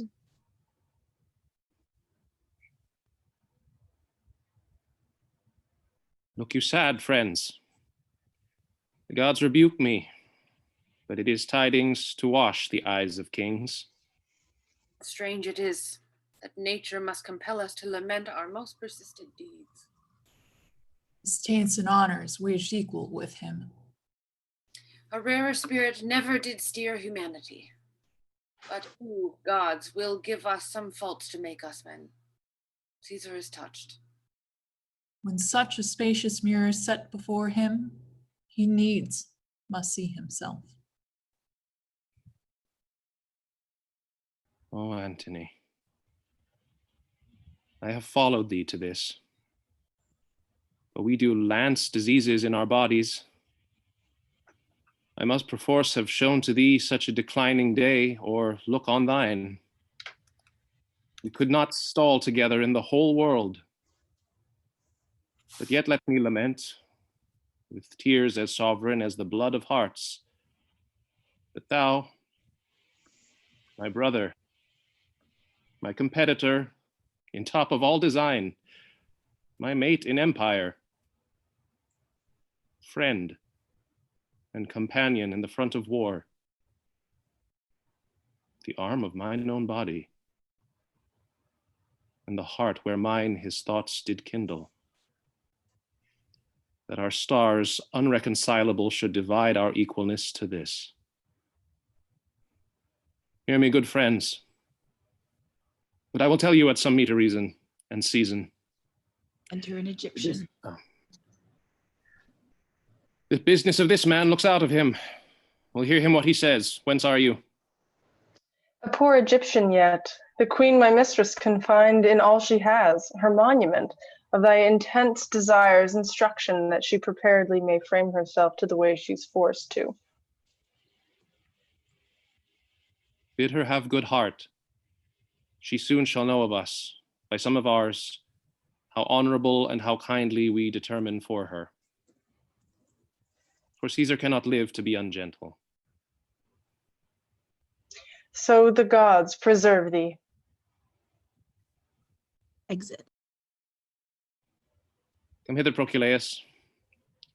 Go and say, we purpose her no shame. Give her what comforts the quality of her passion shall require, lest in her greatness by some mortal stroke she do defeat us. For her life in Rome would be eternal in our triumph. Go, and with your speediest bring us what she says, and how you find her. Caesar, I shall. Exit. Gallus, go you along. Exit Gallus. Where's Dolabella to second Proculeus? Dolabella. Dolabella. Let him alone, for I remember now how he's employed. He shall in time be ready. Go with me to my tent, where you shall see how hardly I was drawn into this war. How calm and gentle I proceeded still in all my writings. Go with me, and see what I can show in this. Excellent. Scene 2, Alexandria, a room in the monument. Enter Cleopatra, Charmian, and Iris. My desolation does begin to make a better life. 'Tis paltry to be Caesar, not being Fortune. He's but Fortune's knave, a minister of her will. And it is great to do that thing that ends all other deeds, which shackles accidents and bolts up change, which sleeps and never pallets more the dug, the beggar's nurse, and Caesar's. Enter to the gates of the monument Proculeus, Gallus, and soldiers. Caesar sends greeting to the Queen of Egypt, and bids thee study on what fair demands thou meanest to have him grant thee. What's thy name? My name is Proculeus. Antony did tell me of you, bade me trust you, but I do not greatly care to be deceived that have no use for trusting. If your master would have a queen his beggar, you must tell him that majesty to keep decorum must no less beg than a kingdom. If he please to give me conquered Egypt for my son, he gives me so much of mine own as I will kneel to him with thanks. Be of good cheer. You're fallen into a princely hand, fear nothing. Make your full reference freely to my lord, who is so full of grace that it flows over onto all that need. Let me report to him your sweet despondency, and you shall find a conqueror that will pray in aid for kindness, where he for grace is kneeled to. Pray you, tell him I am Fortune's vassal, and I send him the greatness he has got. I hourly learn a doctrine of obedience and would gladly look him in the face. This I'll report, dear lady. Have comfort, for I know your plight is pitied of him that caused it. You see how easily she may be surprised. Here Proculeus and 2 of the guards ascend the monument by a ladder placed against a window, and having descended, come behind Cleopatra. Some of the guard unbar and open the gates to Proculeus and the guard. Guard her till Caesar come. Exit. Royal Queen. Oh, Cleopatra, thou art taken, queen. Quick, good hands. Drawing a dagger. Hold, worthy lady, hold. Seizes and disarms her. Do not yourself such wrong, who are in this relieved but not betrayed. What? Of death, too, that rids our dogs of languish? Cleopatra, do not abuse my master's bounty by the undoing of yourself. Let the world see his nobleness well acted, which your death will never let come forth. Where art thou, death? Come hither, come, and take a queen worthy many babes and beggars. Oh, temperance, lady. Sir, I will eat no meat. I'll not drink, sir. If idle talk will once be necessary, I'll not sleep neither. This mortal house I'll ruin. Do Caesar what he can. No, sir, that I will not wait pinioned at your master's court, nor once be chastised with the sober eye of dull Octavia. Shall they hoist me up and show me to the shouting varletry of censuring Rome? Rather a ditch in Egypt be gentle grave unto me. Rather on Nilus mud lay me stark naked and let the water flies blow me into arboring. Rather make my country's high pyramids my gibbet and hang me up in chains. You do extend these thoughts of horror further than you shall. Find cause in Caesar. Enter Dolabella. Proculeus, what thou hast done thy master Caesar knows, and he hath sent for thee. For the queen, I'll take her to my guard. So, Dolabella, it shall content me best. Be gentle to her. To Caesar I will speak what you shall please, if you'll employ me to him. Say I would die. Exeunt Proculeus and Caesar. So, Most noble empress, you have heard of me? I cannot tell. Assuredly you know me. No matter, sir, what I have heard or known. You laugh when boys or women tell their dreams. Is that not your trick? I understand not, madam. I dreamed there was an emperor, Antony. Oh, such another sleep that I might see but such another man. If it might please ye. His face was as the heavens, and therein stuck a sun and moon, which kept their course and lighted a little the earth. Most sovereign creature. His legs bestrid the ocean. His reared arm crested the world. His voice was property as all the tuned spheres, and that to friends. But when he meant to quail and shake the orb, he was as rattling thunder. For his bounty there was no winter in it. And autumn 'twas that grew the more by reaping. His delights were dolphin-like. They showed his back above the element they lived in. In his livery walked crowns and crownets. Realms and islands were as plates dropped from his pocket. Cleopatra. Think you there was, or might be, such a man as this I dreamed of? Gentle madam, no. You lie, up to the hearing of the gods. But if there be, or ever were one such, it's past the size of dreaming. Nature wants stuff to vie strange forms with fancy, yet to imagine an Antony were nature's peace against fancy, condemning shadows quite. Hear me, good madam. Your loss is as yourself, great. And you bear it as answering to the weight. Would I might never o'ertake pursued success, but I do feel by the rebound of yours a grief that smiles my very heart at root. I thank you, sir. Know you what Caesar means to do with me? I am loath to tell you what I would you knew. Nay, pray you, sir. Marble. He'll lead me, then, in triumph? Madam, he will. I know it. Flourish and shouts within. Make way there. Octavius Caesar. Enter Octavius Caesar, Gallus, Proculius, Maecenas, Seleucus, and others of his train. Which is the queen of Egypt? It is the emperor, madam. Cleopatra kneels. Arise, you shall not kneel. I pray you rise. Rise, Egypt. Sir, the gods will have it thus. My master and my lord, I must obey. Take to you no hard thoughts. The record of what injuries you did us, though written in our flesh, we shall remember as things but done by chance. Sole sir of the world, I cannot project mine own cause so well to make it clear, but I do confess I have been laden with like frailties which before have often shamed my sex. Cleopatra, no. We will extenuate rather than enforce. If you apply yourself to our intents, which towards you are most gentle, you shall find a benefit in this change. But if you seek to lay on me a cruelty, by taking Antony's course, you shall bereave yourself of my good purposes and put your children to that destruction which I'll guard them from, if thereon you rely. I'll take my leave. And may through all the world.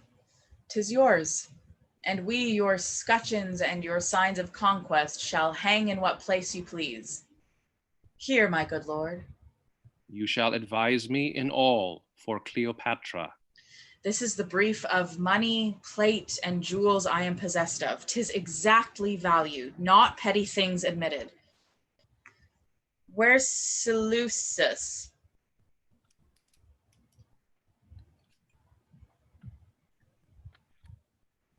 Where is Seleucus?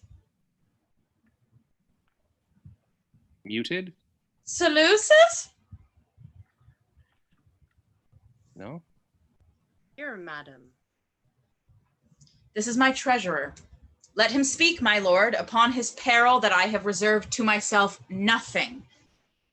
Speak the truth, Seleucus.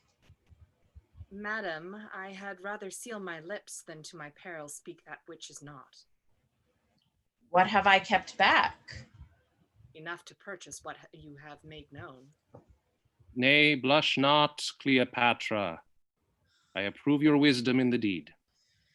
See, Caesar, oh, behold how pomp is followed. Mine will now be yours, and should we shift estates, yours would be mine. The ingratitude of this Seleucus does even make me wild. Oh, slave, of no more trust than love that's hired, what, goest thou back? Thou shalt go back, I warrant thee, but I'll catch thine eyes, though they had wings. Slave, soulless, villain, dog. Oh, rarely base.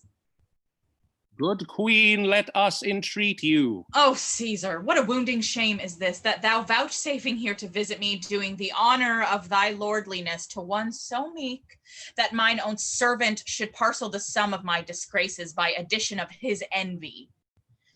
Say, good Caesar, that I some lady trifles have reserved, eminent toys, things of such dignity as we greet modern friends withal, and say some nobler token I have kept apart for Livia and Octavia to induce their meditation. Must I be unfolded with one that I have bred? The gods, it smites me beneath the fall I have. Prithee, go hence, or I shall show the cinders of my spirit through the ashes of my chance. Wert thou a man, thou wouldst have mercy on me. Forbear, Seleucus. Exit Seleucus. Be it known that we, the greatest, are misthought for things that others do. And when we fall, we answer others' merits in our name, and therefore to be pitied. Cleopatra, not what you have reserved, nor what acknowledged, put we in the role of conquest. Still be it yours. Bestow it at your pleasure. And believe, Caesar's no merchant, to make prize with you of things that merchants sold. Therefore be cheered. Make not your thoughts your prisons, no, dear queen, for we intend so to dispose you as yourself shall give us counsel. Feed and sleep. Our care and pity is so much upon you that we remain your friend. And so, adieu. My master and my lord. Not so. Adieu. Flourish, exeunt Octavius Caesar and his train. He words me, girls, he words me, that I should not be noble to myself. But hark thee, Charmian. Whispers to Charmian. Finish, good lady. The bright day is done, and we are for the dark. Hie thee again. I have spoke already, and it is provided. Go put it to the haste. Madam, I will. Re-enter Dolabella. Where's the queen? Behold, sir. Exit. Dolabella! Madam, as thereto sworn by your command, which my love makes religion to obey, I tell you this. Caesar through Syria intends his journey, and within 3 days, you with your children will he send before. Make your best use of this. I have performed your pleasure and my promise. Dolabella, I shall remain your debtor.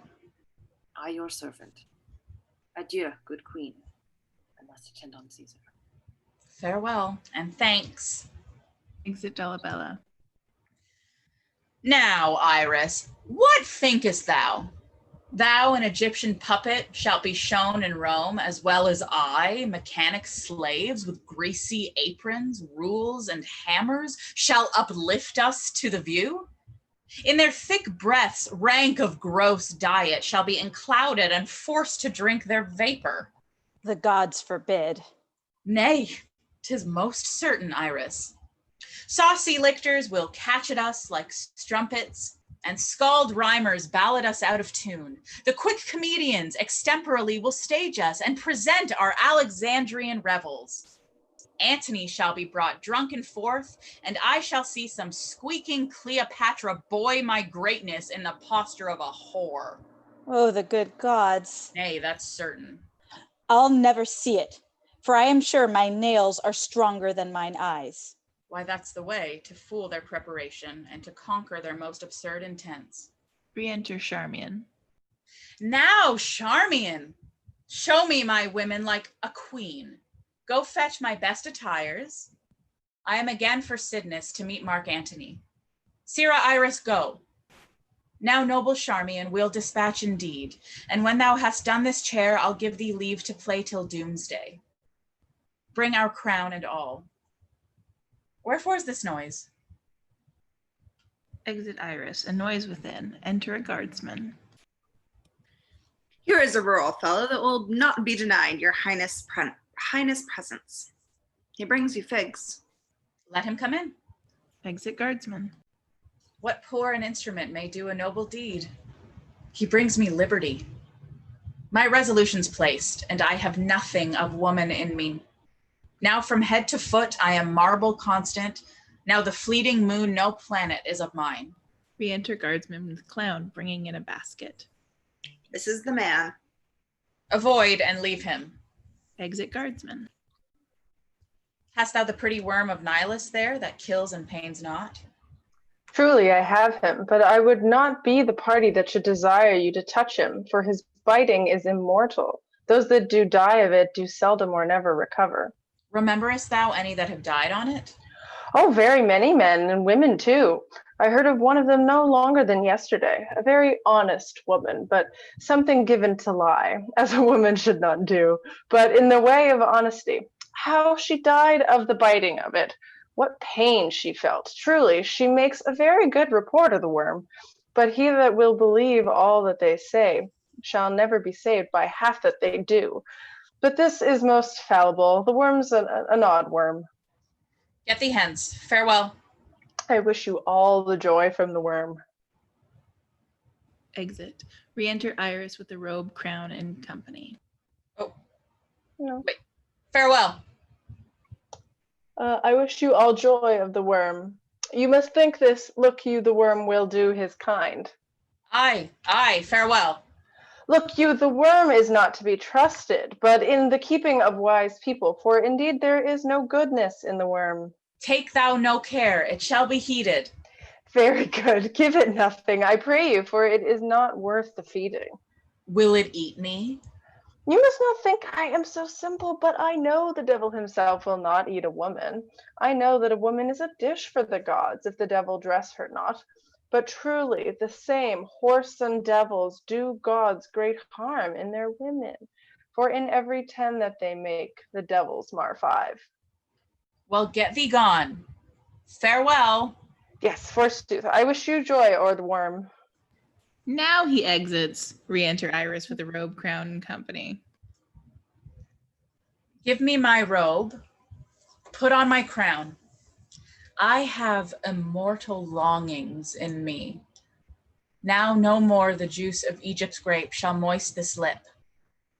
Yar, good Iris, quick! Methinks I hear Antony call.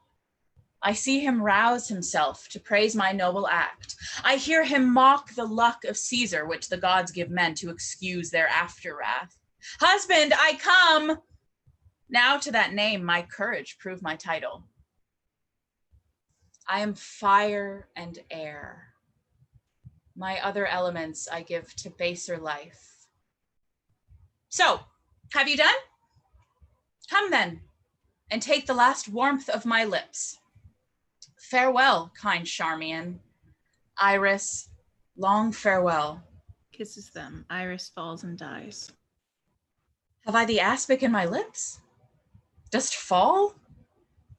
If thou and nature can so gently part, the stroke of death is as a lover's pinch, which hurts and is desired. Dost thou lie still? If thus thou vanishest, thou tell'st the world it is not worth the leave-taking.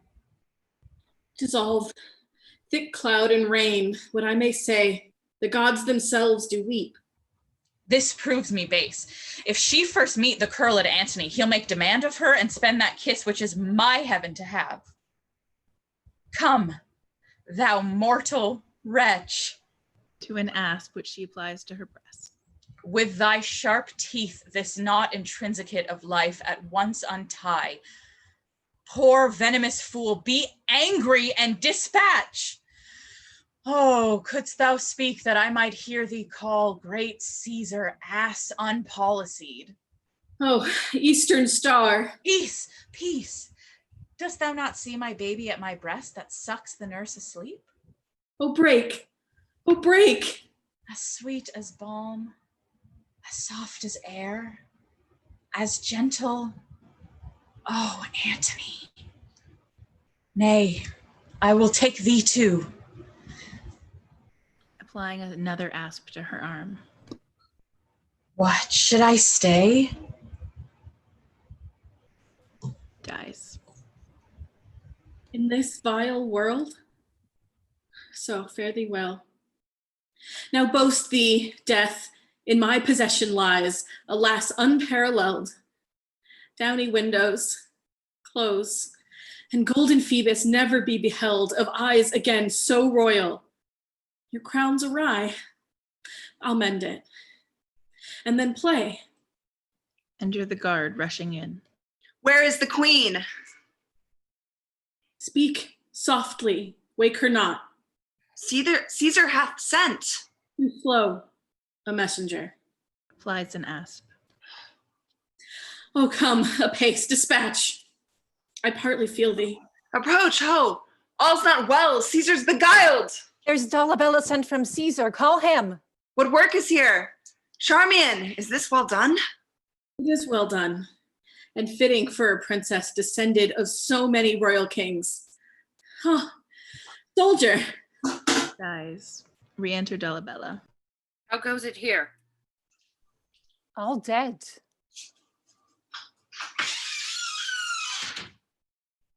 Caesar, thy thoughts touch their effects in this. Thyself art coming to see perform the dreaded act which thou so soughtest to hinder. Within, away there, away for Caesar. Re-enter Octavius Caesar and all his train march. Oh, sir, you are too sure an augurer. That you did fear is done. Bravest at the last. She leveled at our purposes, and being royal, took her own way. The manner of their deaths, I do not see them bleed. Who was last with them? A simple countryman that brought her figs. This was his basket. Poisoned, then. O Caesar, the Charmian lived but now. She stood and spake. I found her trimming up the diadem on her dead mistress. Tremblingly she stood, and then on the sudden dropped. Oh, noble weakness. If they had swallowed poison, it would appear by external swelling. But she looks like sleep, as she would catch another Antony in her strong toil of grace. Here, on her breast, there is a vent of blood and something blown. The like is on her arm. This is an aspic's trail, and these fig leaves have slime upon them, such as the aspic leaves upon the caves of Nile. Most probable that so she died. For her physician tells me she hath pursued conclusions infinite of ways to die. Take up her bed, and bear her women from the monument. She shall be buried by her Antony. No grave upon the earth shall clip in it a pair so famous High events as these strike those that make them, and their story is no less in pity than his glory which brought them to be lamented. Our army shall, in solemn show, attend this funeral, and then to Rome. Come, Dolabella, see high order in this great solemnity. Exent. Yay. The end. Woohoo! Oh my God. Us.